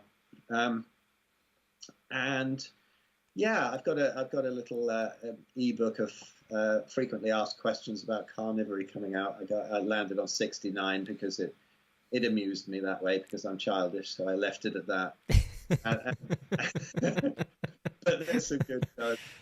Shaun Baker gave me a nice little thumbs up for that one as well, and Paul Mabry, who is, what a lovely dude that is. He's on my group as well as the Zero Carb Doc. He's got his own Facebook group too. One of the most knowledgeable, most lovely, helpful docs I've ever come across. So look up Paul Mabry, but he gave that a thumbs up too. And then and the book's available on Amazon and in my shop bit on the website, and I do consultations and stuff if anybody wants to chat, and see if we can get to the root of your autoimmune problems, or bandy about a little bit of toilet humor or something. We always have fun on my Skype calls, and some of the people I've called I've spoken to have become good friends subsequently, and so that's nice to give them a bit more time than their rheumatologist might for a fraction of the price. And actually send them out with something that isn't just a chemical that's going to make their liver come flying out of their arse. Yeah, or detach their retina. Yeah. So there we go. Oh, wow, mate. fantastic. That was fun. It's just lovely chatting to you. Always is. No, thank you, Phil. Thanks for coming on, and I'd like to sort of get you back for another chat to talk more about the other stuff, the light and the spiritual and all that kind of thing. Yeah, but let's do that. Yeah, I think it's for anyone listening out there, it is a process, and I think one of the big things is breaking down that dogma and really starting to understand the body and starting to listen to it, and doing some fasting and various other things that you can start to do. But the one thing I've always loved about what you've said, Phil, is listen to your body, and I think that is the most powerful, important thing. I think listening to the body, and also, it's like I called the course the subtraction method, because everybody's looking to add something, a pill, a herb, superfood, Ayurvedic potion. It's about what you take away. Take away. I always say this in every chat I've had, but it's like a muddy car. You can't polish it. You got to hose all the mud off the car before you can polish it, and that's what the subtraction stuff is. Take away all the crap that's causing that, and then yes, maybe you might find some plant medicines here and there to sort this out, or other little interventions. But really, there's no point. There's no point taking a load of vitamin pills and stuff when you're stuffing your face full of carbs and living under blue light. It's going to do nothing. So sure. Yeah, and at that stage, like you say, you can't listen to your body, because your body's giving you all sorts of crazy signals. The wrong signals. Yeah. Absolutely. Well, thank you so much for coming on, mate. Enjoy your lamb, and let's catch up again soon. Yes, mate. Let's do that. Okay. Thanks, Phil. Come and visit again soon. Will do. See you soon, mate. Bye-bye. Bye-bye.